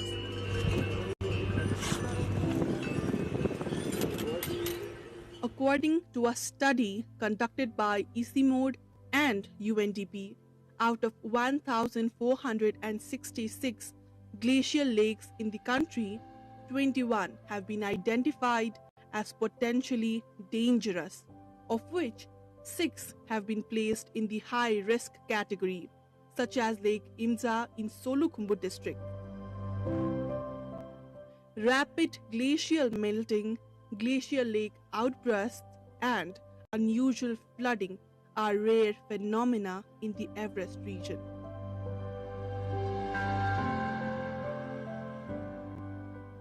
A team of science journalists from Nepal, India, Bhutan, and Bangladesh undertook a 12-day journey from Kathmandu to Everest Base Camp to report on the impact of climate change on the base camp and its surroundings. It is a unique and once-in-a-lifetime experience for the journalists. Flights in the mountainous regions are naturally difficult and can be intimidating. Even so, the participants of Himalayan Climate Bootcamp 2024 are excited to experience this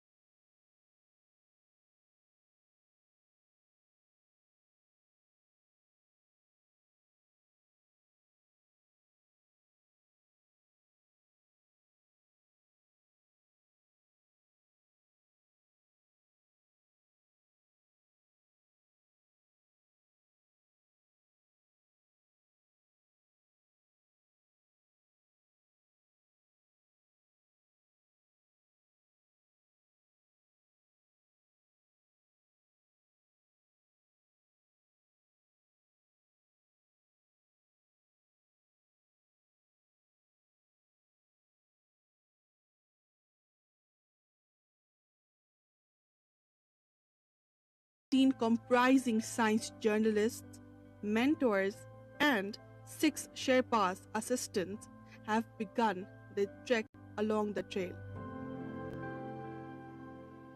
As a group, people pass through Himalayan villages.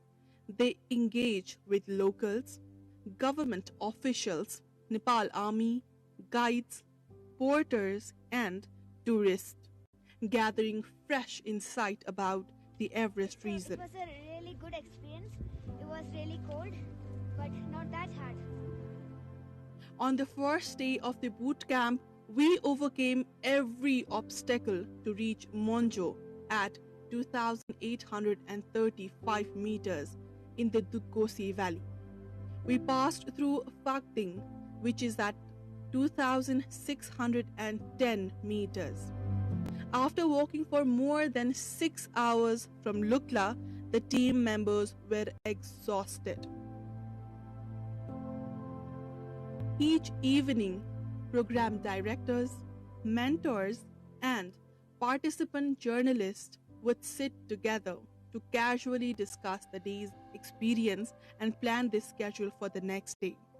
Data collection and interviews were carefully organized during these meetings. Informal conversation and interactions with locals played a key role in the bootcamp. We are going to interact with stakeholders. That means you may know about the environmental issues, garbage, and other things. So Sagarmatha Pollution Control Committee, SPCC, that is the key stakeholder in the region. To mark World Press Freedom Day on May 3rd, an interactive program was held at Sagarmatha National Park, focusing on the importance of press freedom for science journalists. The event brought together local Sherpa business people, environment activists, government officials, representatives from Sagarmatha Pollution Control Committee, the park warden, political leaders, and trekking guides, among others. 7,000 को हाराहारीमा छ population 7,000 population 7,500 त्यस्तै हाराहारीमा छ गाउँ चाहिँ कतिवटा छ ठ्याक्कै 10 मोटामोटी त्यही 12-15 वटा गाउँहरु छन् आपके इसमें भी ऐसे बफर जोन रहता है बफर कोर एरिया रहता है कोर में अलाउड नहीं है पर बफर में रह सकते no no there is the village inside the core also as well as in the buffer also okay this modality is totally different from the modality of Tarai and the national park which you said that is right. The discussion centered on the press freedom and the impact of climate change on the livelihoods of the people in the Himalayan region. The next morning after breakfast, we visited Kancha Sherpa, member of Edmund Hillary and Tenzing Norgay Sherpa's Everest expedition team. Group ko leader John. यहाँ छेउमै रुख छ रुख काटेर 10 रुख बगेर base camp गयो base camp पुर्याएपछि अनि आइस बलमा त्यो रुखको साङ्गो थापेर अनि हामी क्याम्प 1 बनायो अनि त्यही क्याम्प 1 बनाएपछि त त्यहाँबाट त अनि सबै सजिलो छ अनि त्यसो गरेर क्याम्प 2 मा सबै सी लेभल छ क्याम्प 3 मा पनि दुःख छैन अनि क्याम्प 4 मा चाहिँ अनि साउथ कोन हो अनि हामी त्यसो गरेर अनि एभरेस्ट चढेको हामी चाहिँ गएन अनि हेरेर टेन्सन चाहिँ हामीले साउथ समिटमा पुर्यायो अक्सैहरू बगेर पालाहरू बगेर माथि साउथ समिटमा पुर्याएर हामी चाहिँ साउथ खोलमा सुत्न आयो. Afterwards, we headed to the picturesque Himalayan villages of Khumsung, situated at 3,800 meters. Development of Khumsung began after the historic 1953 Everest climb by Hillary and Norgay.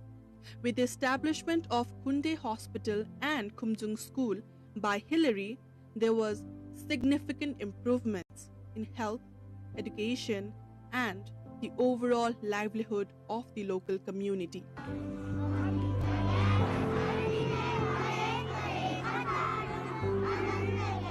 The team walked along steep trails, greeted by blooming rhododendrons, and reached Tengboche at 3,867 meters on the 4th day, where they spent the night. On the 5th day, they continued their journey, noticing changes in the Himalayas as the snow-covered peaks were now turning black. On the way to Dingboche at 4,410 meters, snowfall greeted them.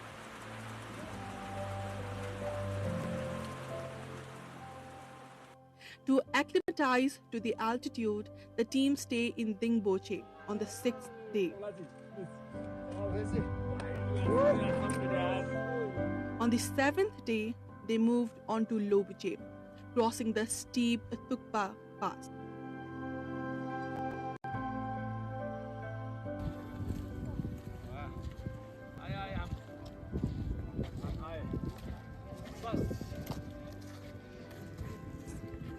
In the evening, they reached the Pyramid International Laboratory and Observatory in Lobuche at 5,060 meters, the world's highest altitude laboratory. During this, they also had an insightful interaction session with an international glaciologist, learning about the changes at Everest Base Camp. Here in the region, with the French, we measure the Mera Glacier up until the peak. So we have stakes, we make a hole in the ice, we put a stake, And then next year we come and we measure how much that state has emerged. And that's how much the surface of the glacier has lowered, and that corresponds to what the glacier has lost that year. And at the same time we go to the upper part and we measure accumulation. So an interesting thing is that in the last 2 years there has not been accumulation at the top of Mera Peak. That is 6,400 meters up and there's no accumulation. And that means that the glaciers are not getting fed up, they are just losing ice. On the 8th day, the team arrived at Everest Base Camp at 5,364 meters and held an interaction with government officials. I think this is a good initiation in the field of journalism science, and even without investing much more dollar money, nobody can come in here. The discussion focused on the relocating the base camp, waste management, and the melting glaciers. Finally, we made it to the base camp. Everest Base Camp is an altitude of 5,364 meters and is the part of the Himalayan Climate Boot Camp. And we have 13 journalists from different countries, especially from the SAARC region. From Bangladesh, Bhutan, India, and Nepal, and is the historic event, and is the first event that journalists have came from the sea level to the highest level to conduct a boot camp. And we have a very lifetime experience, and we observed different issues like glacier melting, status of base camp, Everest Base Camp, and we met different stakeholders like climbers, government officials, and we have the concluding ceremony in the base camp, and we have government officials, Mr. Khimlal Gautam. On the 9th morning, the team headed back to Pangboche. On the 10th day, they arrived in Monjo. Upon returning to Lukla, they engaged in the conversation with climbers, local tea.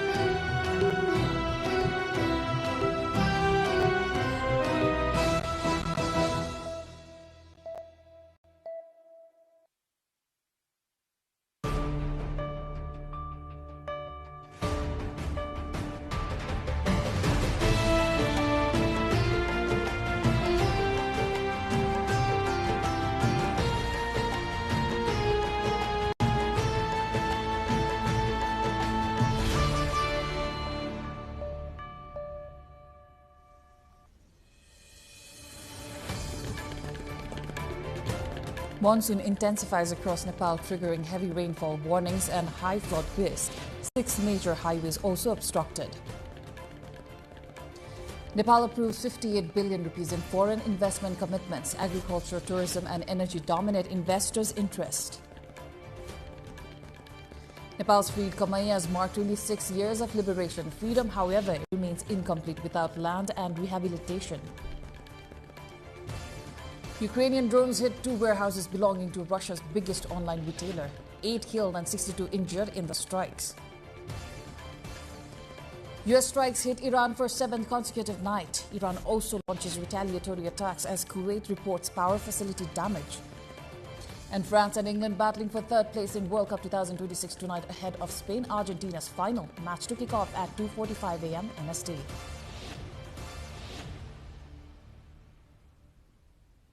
Hello there, I am Ipulagi Singh Lama and you're watching NTV World News Hour coming to you live from Kathmandu at 2200 hours Nepal time. Now the news in detail. Nepal's monsoon is expected to intensify over the next 2 days, with the Department of Hydrology and Meteorology warning of heavy to very heavy rainfall, increasing the risk of floods, landslides and river inundation. The weather system influenced by a low pressure area over the Bay of Bengal is expected to bring widespread rainfall with thunderstorms across the country. The National Disaster Risk Reduction and Management Authority has issued a 48-hour high alert for Koshi, Gandaki, Lumbini and parts of Sudur Paschim province, urging people near rivers and landslide-prone areas to remain cautious. The floods and landslides caused by continuous rainfall also have disrupted 6 major highways, including Kanti, Mechi, Oroniko and Kaligandagi corridor. Meanwhile, the Kathmandu District Administration Office has urged people to avoid unnecessary travel tonight and tomorrow due to the risk of floods, landslides and inundation caused by active monsoon conditions. Nepal has approved foreign direct investment commitments worth 58 billion Nepali rupees, which is around $436 million in the current fiscal year. The Department of Industry said the commitments cover 1,116 projects, with agriculture, tourism and energy sectors receiving the largest shares. Foreign investors pledged around 23 billion Nepali rupees or $173 million for agriculture projects, while tourism attracted 13 billion rupees, about $98 million, and energy received 7 billion rupees, nearly $53 million. The department said 897 projects received commitments through the automatic route, while 219 projects were approved through the regular process.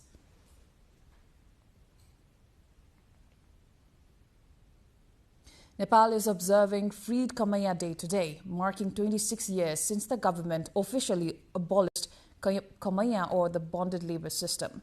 Now, the declaration ended one of the country's most exploitative labor practices, granting Kamayas and Kamlaris the right to live freely. However, many freed Kamaya families say that true freedom remains incomplete as they continue to struggle for land ownership, rehabilitation and dignified livelihoods. Some freed Kamayas claim they were left out of official records, while others who received land ownership certificates say they have still not been able to access or see the land allocated to them. We will look deeper into this in our segment Issue of the Day later in the bulletin. Moving on, 8 persons have been killed and 62 injured after Ukrainian drones struck 2 warehouses belonging to Russia's biggest online retailer, Wildberries, according to Russian officials.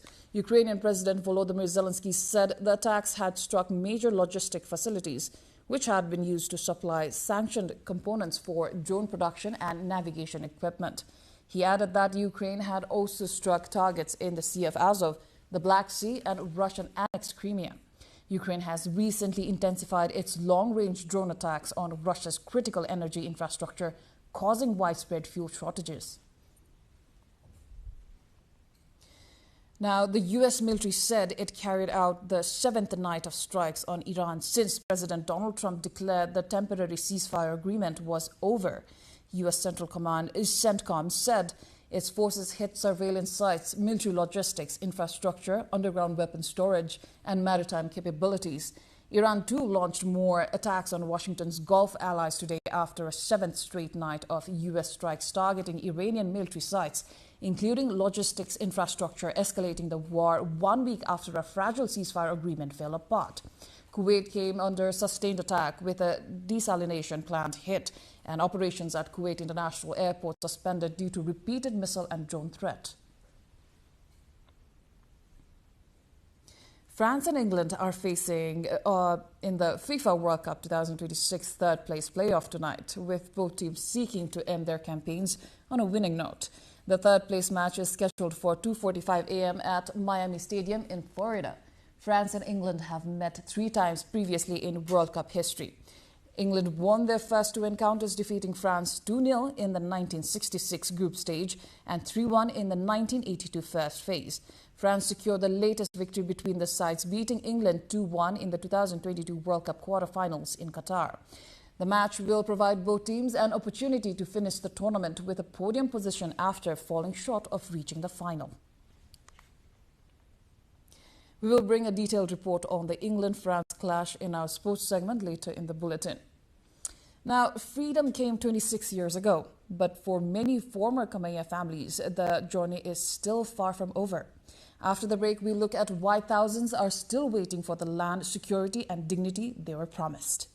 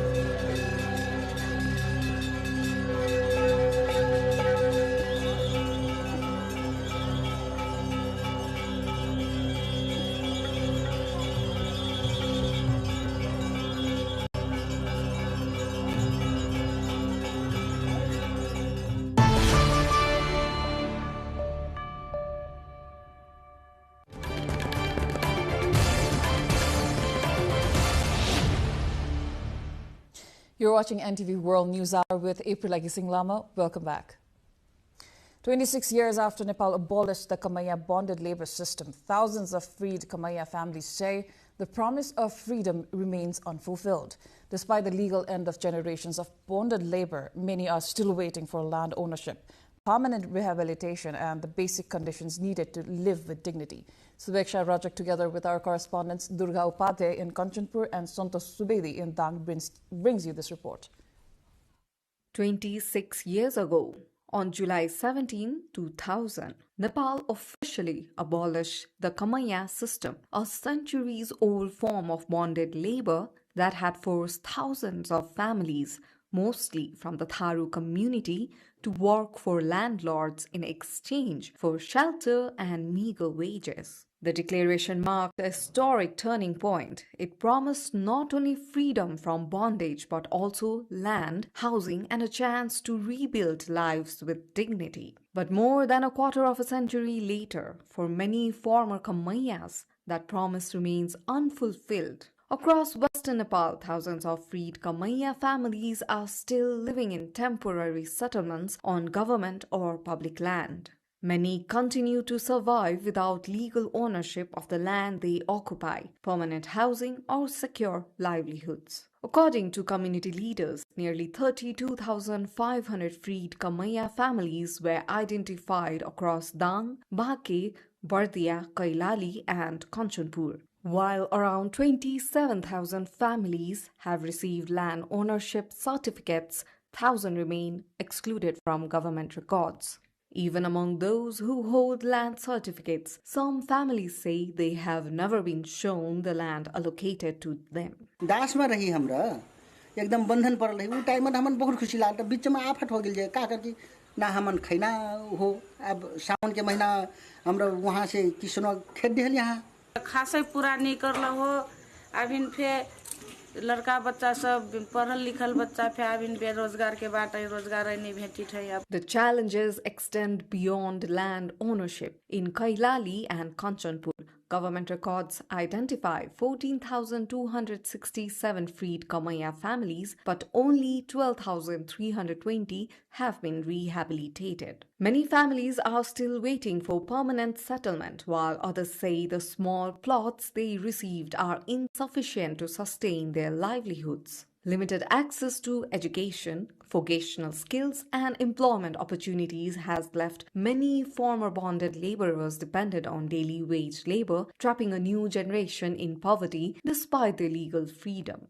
दुई तिहाईको सरकार रहेको छ हाम्रो संघीय सरकार मार्फत नै यो जमिनको जिम्मेवारी जमिन दिने जिम्मेवारी भएको हुनाले संघीय सरकारले अहिले मुक्त कमैयाहरूलाई तत्काल जो जग्गा पाउन बाँकी जुन मुक्त कमैयाहरू हुनुहुन्छ उहाँहरूलाई जग्गाको व्यवस्थापन गरियोस् र जग्गाको लालपूर्जा वितरण गर्ने कार्य गरियोस् र अझै जग्गाको लालपूर्जा पाइसकेपछि पनि उहाँहरूको मुद्दा चलिरहेको छ र उहाँहरू कुनै खोला किनार रोडमा किटाकाट भएको जमिन छ त्यसले गर्दाखेरि ती सबै कुराहरूलाई बदल गरेर एकदम उचित घरवासयुक्त जग्गामा उहाँहरूलाई जग्गाको लालपूर्जा व्यवस्थापन गरियोस्. Local governments say they have expanded basic services in several settlements and launched skills training programs. Some municipalities, including Rapti Rural Municipality in Dang, have begun identifying families previously left out of official records and are preparing to facilitate land ownership. Yet community representatives argue that progress has been slow and many promises remain on paper. As Nepal marks the 26th Kamaiya Liberation Day, celebrations are accompanied by uncertainty.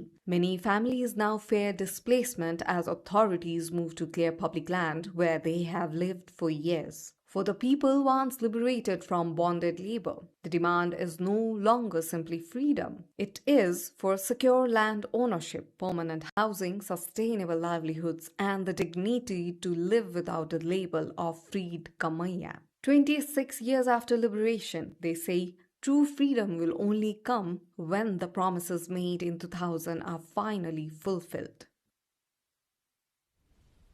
On the anniversary of the government decree that abolished the Kamaiya bonded labor system, we asked free Kamaiya people about the challenges they continue to face and their expectations from the government.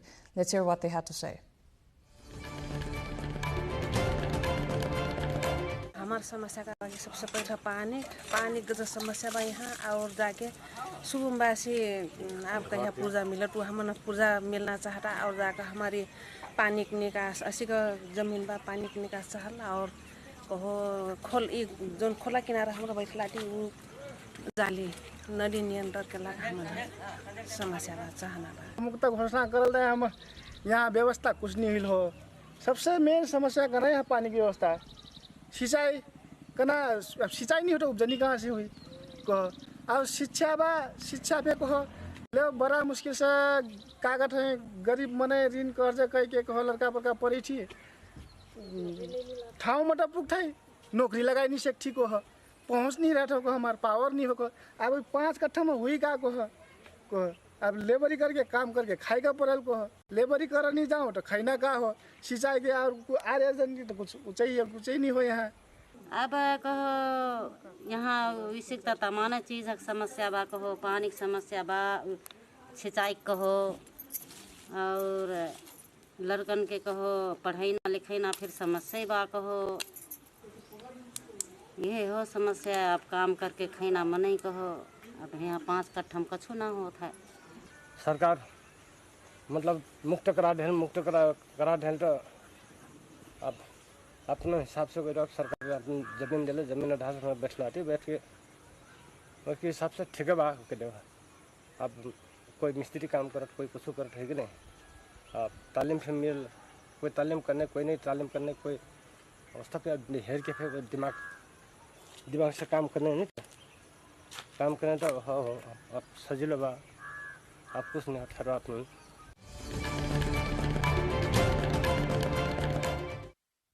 Similar to the freed Kamayas, the Horwa Chorwa community continues to struggle for a life of dignity despite legal liberation.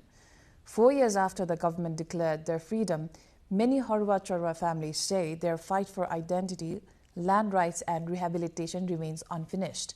Unsafe living conditions, low wages, lack of labor freedom, limited access to justice and exploitation linked to political influence remain major challenges for the Harwa Charwa community. Members of the community say their proper identification and access to social security are still unresolved. They also have urged the government to immediately begin data collection and ensure a legal and effective process for land distribution and rehabilitation. The Harwa Charwa system is a form of agricultural bonded labor historically practiced in Nepal's eastern Tarai region. The system has primarily affected landless Dalit communities, many of whom were trapped in generations of forced labor due to exploitative debt and high-interest loans. The Harwa Charwa community was officially declared liberated on July 18, 2022 by the government led by then Prime Minister Sher Bahadur Deuba.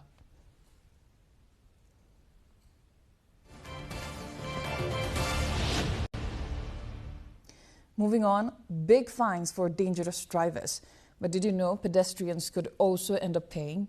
After the break, we break down what the proposed law could mean for everyone on Nepal's roads.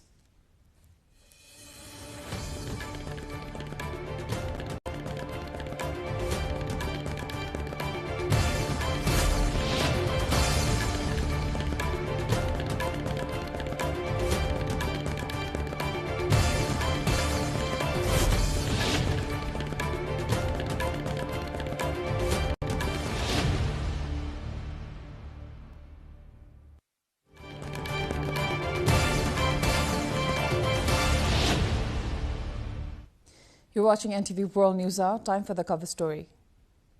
The government of Nepal is preparing to introduce a new traffic law aimed at improving road safety and strengthening the country's transport system.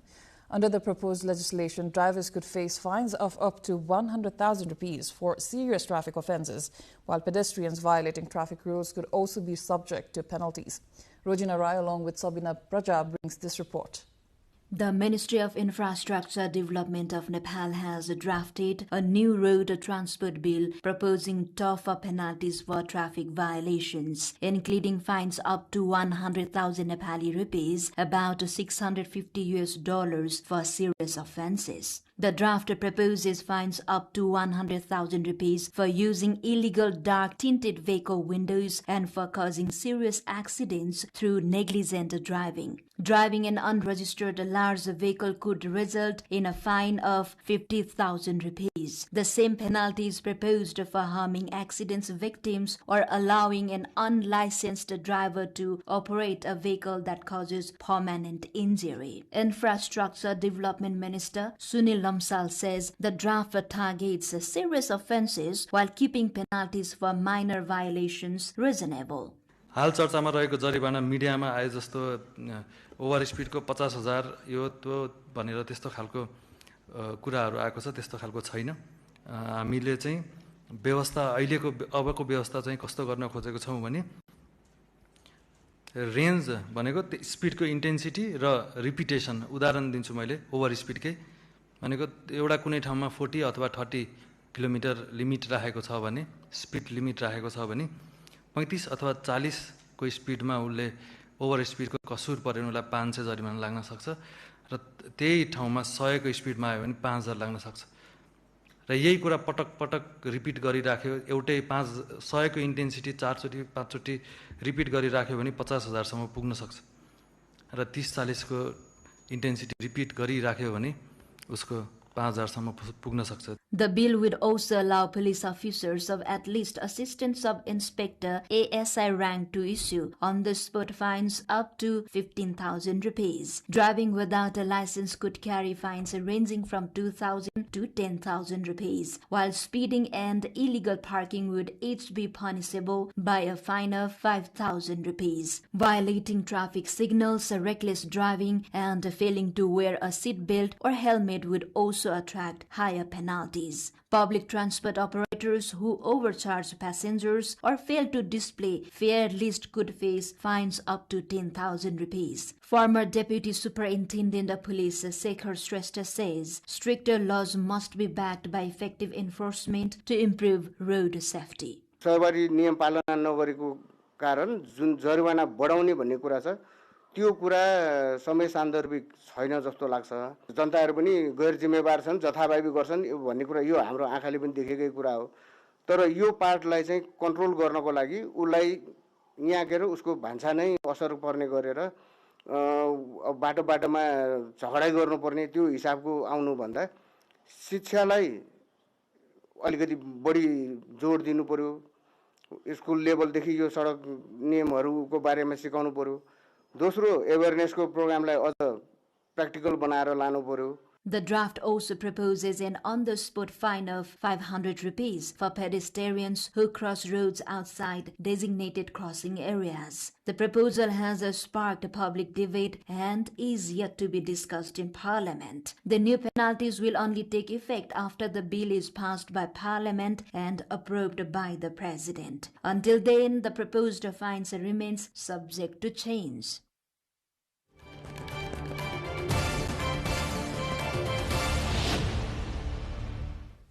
That was the cover story of the day. Now we move on to more updates. Nepal is moving to expand domestic pharmaceutical production with plans to manufacture 36 essential medicines through the state-owned Nepal Drug Limited within the next 2 years. The Ministry of Health and Food Safety said it is advancing an agreement with Nepal Drug Limited to strengthen local medicine production and reduce dependence on imports. Nepal Drug Limited currently produces 11 types of essential medicines. The government plans to add medicines for chronic conditions, including high blood pressure and diabetes, in the next phase. The ministry said research and development, quality testing, production approvals, and technical preparations will be accelerated to support the expansion. The government says the initiative is aimed at promoting the domestic pharmaceutical sector, improving medicine self-reliance, reducing import dependence, and ensuring regular access to affordable essential medicines.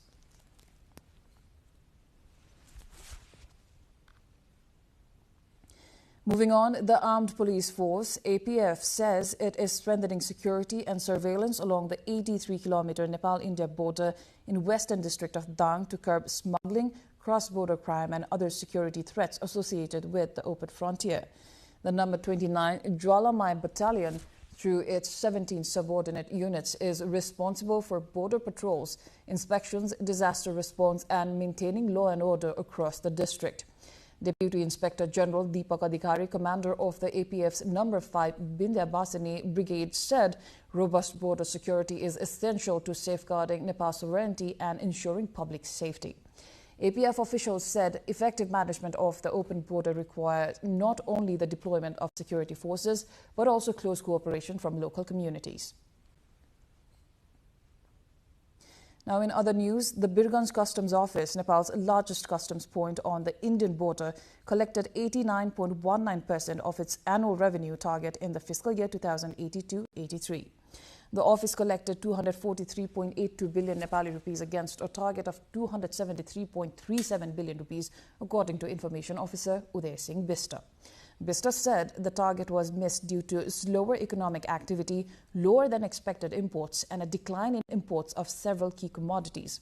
The Department of Customs had assigned a nationwide customs revenue target of 588.25 billion rupees for the fiscal year, with 41.45% expected to come from the Birganj Customs Office alone. As Nepal's highest revenue-generating customs office, Birganj collected between 18 billion and 22 billion rupees in revenue each month. Collections peaked at 22.82 billion rupees in Chaitra and remained above 22 billion rupees from mid-May to mid-July.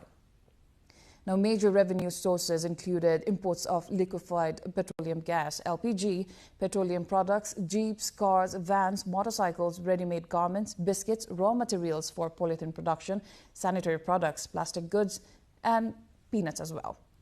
Now, moving on, the Department of Roads, in collaboration with the Japan International Cooperation Agency, Nepal, organized the Nagdunga Tunnel Run and Walk event today to promote the country's first modern road tunnel and raise public awareness about its importance. Now, the event featured a race and walk aimed at highlighting the tunnel's facilities and benefits. The 2,688-meter Nagdunga Nobisi Tunnel is a major infrastructure project designed to ease traffic congestion on the Kathmandu entry route. Although the project was initially scheduled for completion in April 2023, Delays due to contractor-related issues and protests by local residents postponed the deadline. Project officials say the tunnel is now expected to come into operation by the end of this month. Currently, more than 8,000 vehicles pass through the Nagtunga-Nobise route daily, and around 60% of them are expected to use the new tunnel. However, two-wheelers will not be permitted inside. The tunnel was constructed with grant assistance from the government of Japan, and users are expected to pay a toll-free once it comes into operation.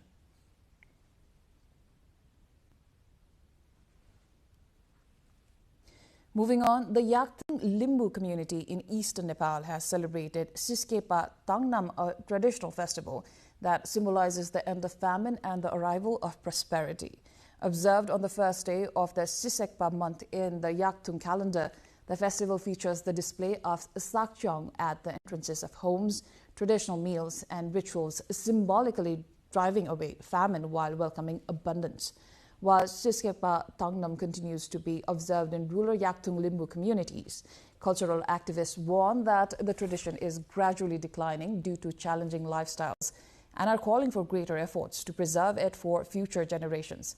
The festival also reflects the community's deep connection with nature, ancestral beliefs and traditional practices passed down through generations.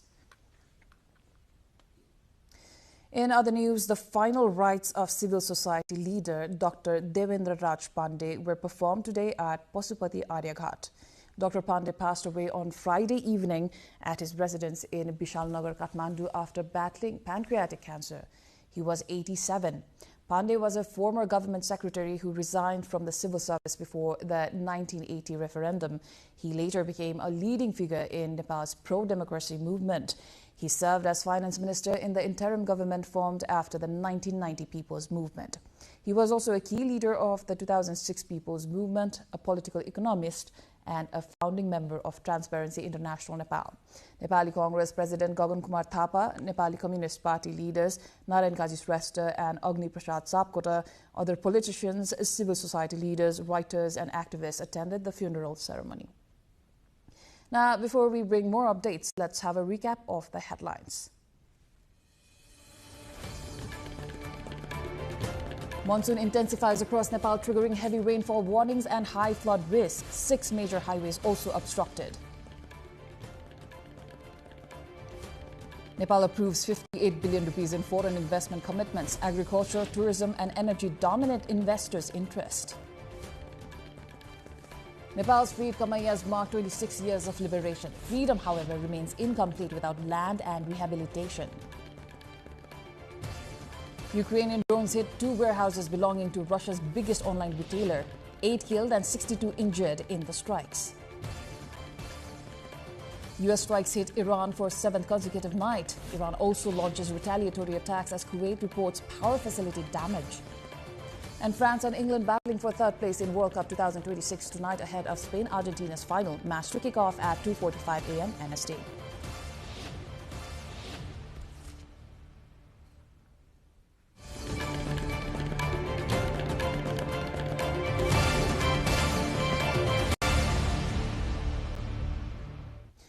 At least 8 people have been killed and 34 others remain missing after a landslide struck Bengshui County in Chongqing Municipality, southwestern China.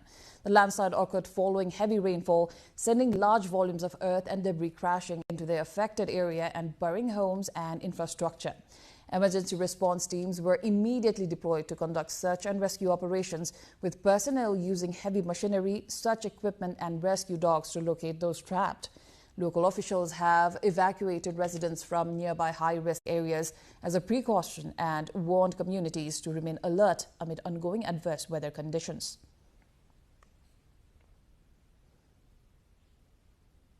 Indian activist and educationist Sonam Wangchuk, on hunger strike for the past 20 days in Delhi, has been forcibly removed from his protest site.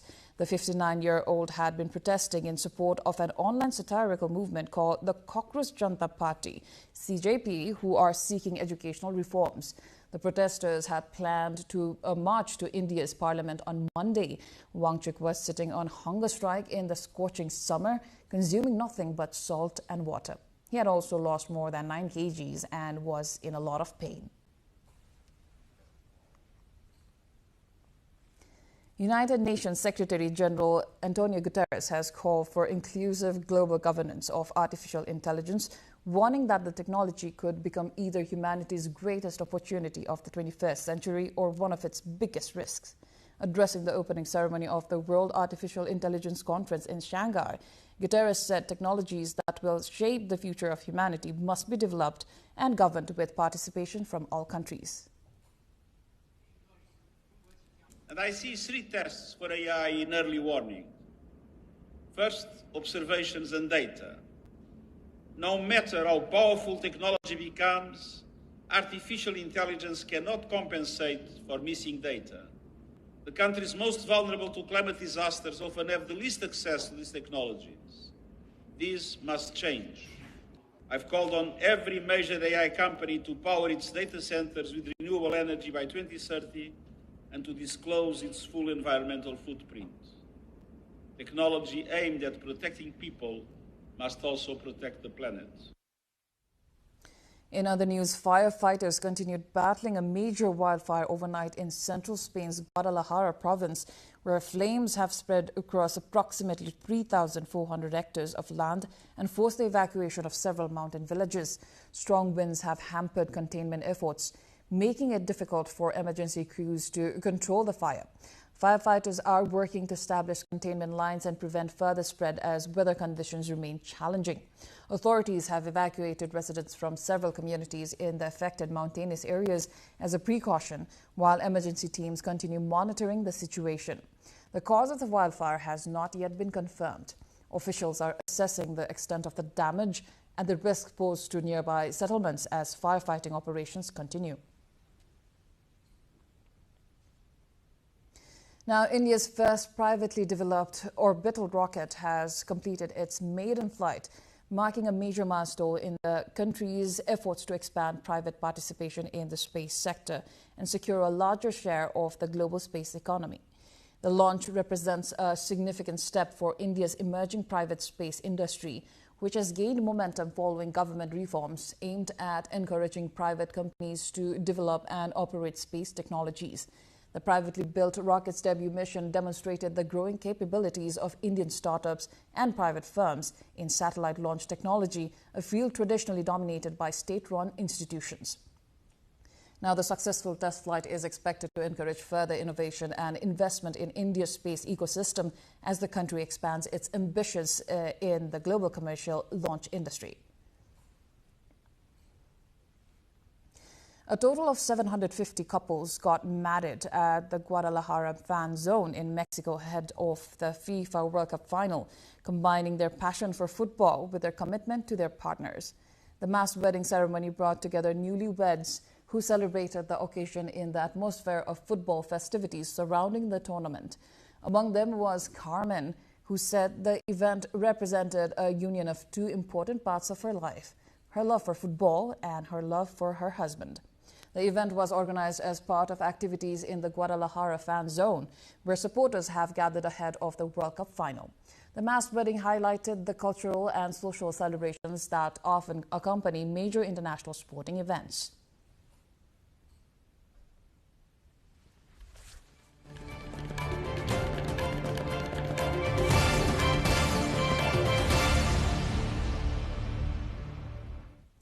Business news coming up next. For now, a short breather.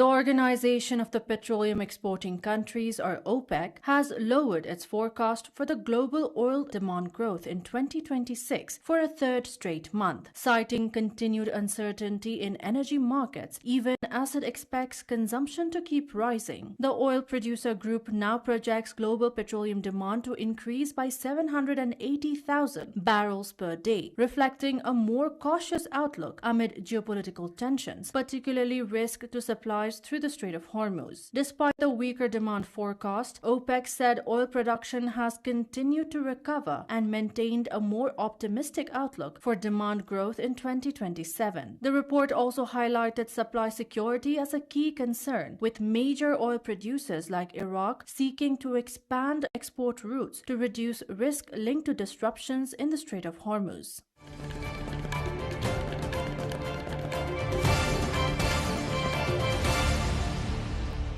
The European Union has proposed easing the bloc's emission trading rules, giving businesses more time to reduce greenhouse gas emissions under a broader overhaul of the bloc's climate policy. Under the emissions trading system, or ETS, industries and power plants must buy permits for every ton of carbon dioxide they emit, creating a financial incentive to reduce emissions, while companies can also trade or receive some allowances for free. The proposed reforms would allow some industries to continue receiving free emissions allowances until 2038 instead of phasing them out by 2034, provided they commit to investing in decarbonization. The European Commission also proposed a slowing rate at which it caps annual permits, aiming to ease compliance costs while also keeping the EU on track to cut carbon emissions by 90% by 2040. The proposals must still be approved by EU member states and the European Parliament before taking effect.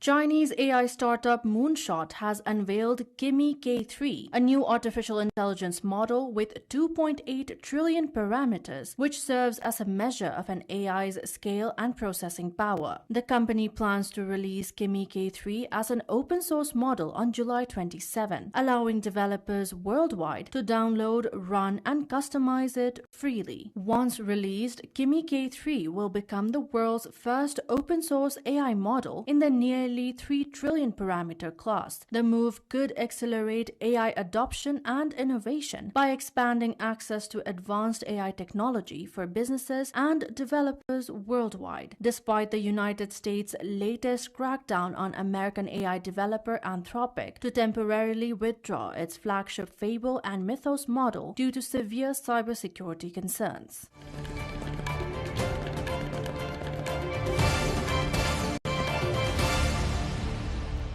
Apple has overtaken Nvidia to become the world's most valuable publicly traded company, with a market valuation of $4.88 trillion, compared with Nvidia's $4.86 trillion, after a 3.5% decline in the Nvidia's market value. The shift reflects changing investor sentiment as markets increasingly favor companies that can generate commercial returns from artificial intelligence rather than those supplying AI infrastructure. Apple's recent launch of an upgraded AI-powered Siri assistant has strengthened expectations that the company can monetize AI through its consumer products while maintaining relatively lower AI infrastructure spending. Nvidia had held the top position after becoming the first company to surpass a $5 trillion market valuation in October. The milestone comes ahead of Apple's third quarter earnings report on July 30.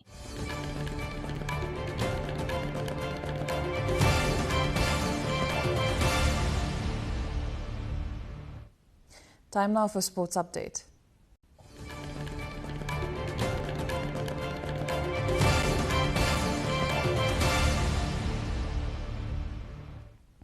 FIFA President Gianni Infantino has praised US President Donald Trump for supporting the 2026 FIFA World Cup, saying the tournament has exceeded all expectations and calling it an incredible success.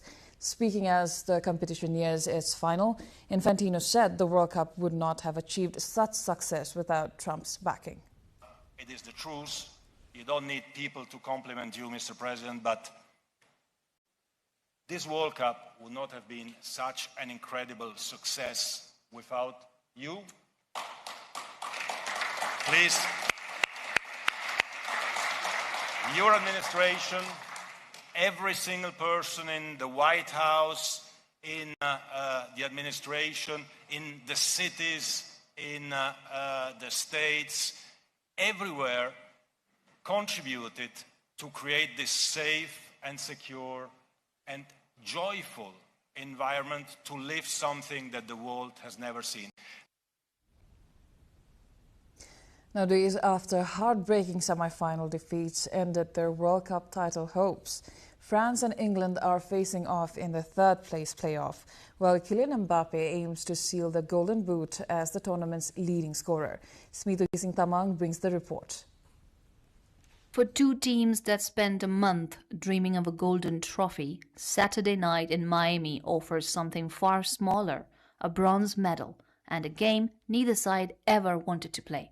4 days crushed by Spain, beaten 2-0 in a semi-final that never let them settle. A day later, England suffered a crueler blow, leading Argentina late in their own semi-final, only to concede twice in the space of a few minutes and watch a wait for a major trophy that now stretches back 60 years grow a little longer. Neither camp is pretending this is the game they came to North America for. England's coaching staff have made no secret this week that every player in both dressing rooms would rather be preparing for Sunday's final than lining up for a consolation prize. And yet, there is a reason to watch. For France, this is the last match of an era. The closing act of a 14-year reign that delivered a World Cup title in 2018 and a final in 2022 also brought personal grief for the coach off the pitch. For Kylian Mbappe, the night carries a sharper edge, a final chance to claim the Golden Boot outright. He sits level on 8 goals with Lionel Messi, who will spend Saturday resting ahead of Sunday's final rather than adding to his tally, leaving Mbappe the only man left who can still overtake him. A step behind, Harry Kane and Jude Bellingham, club teammates turned tournament rivals, sit on 6 goals apiece with an outside chance of stealing the prize for themselves. History adds its own texture. France and England have met 32 times down the decades. The stakes are modest by the standards of a World Cup, a bronze medal, a small financial bonus and pride. But Miami will still see 2 of the tournament's most talented squads share a pitch one final time, giving French players a rare night to shine, a coach a proper farewell, and a forward one last chance to chase down history before the World Cup closes its door on both of them. Now, the world's first fighting league for humanoid robots launched Thursday in Shenzhen City, China's technology hub, drawing over 200 teams from countries including China, the United States, and Singapore. The event, officially named the Ultimate Robot Knockout Legend, places humanoids in an octagon ring to kickbox in front of a roaring crowd. Among all competitors, only 32 teams advanced to compete for the championship belt and a prize pool of approximately $1.48 million. All teams compete using the standardized Engine AI T800 full-sized humanoid robot. Judges evaluate key performance areas including motion control, balance algorithms, perception, decision-making, power systems, and structural protection.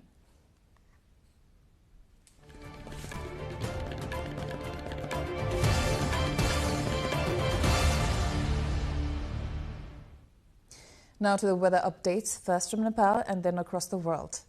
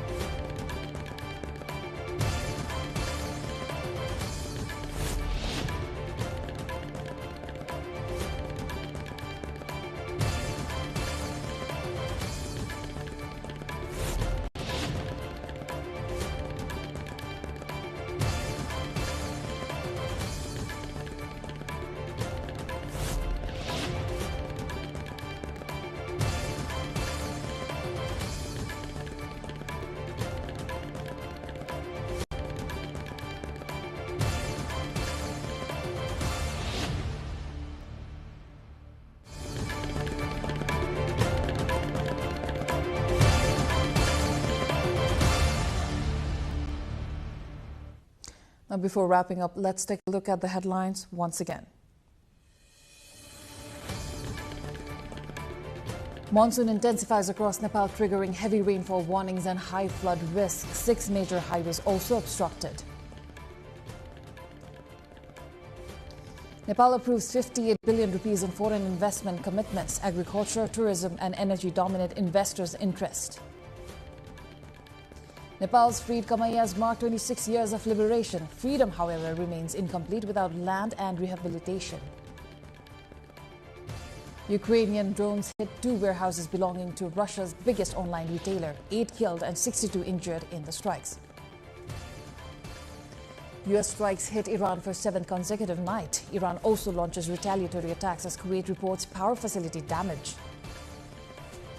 And France and England battling for 3rd place in World Cup 2026 ahead of Spain-Argentina's final. Match to kick off at 2:45 a.m. Nepal time. That's all for the moment. Do join us through our social media and visit us at www.nepaltelevision.com for more information and news. I am Ipulagi Singlama. Thank you for watching. Good night.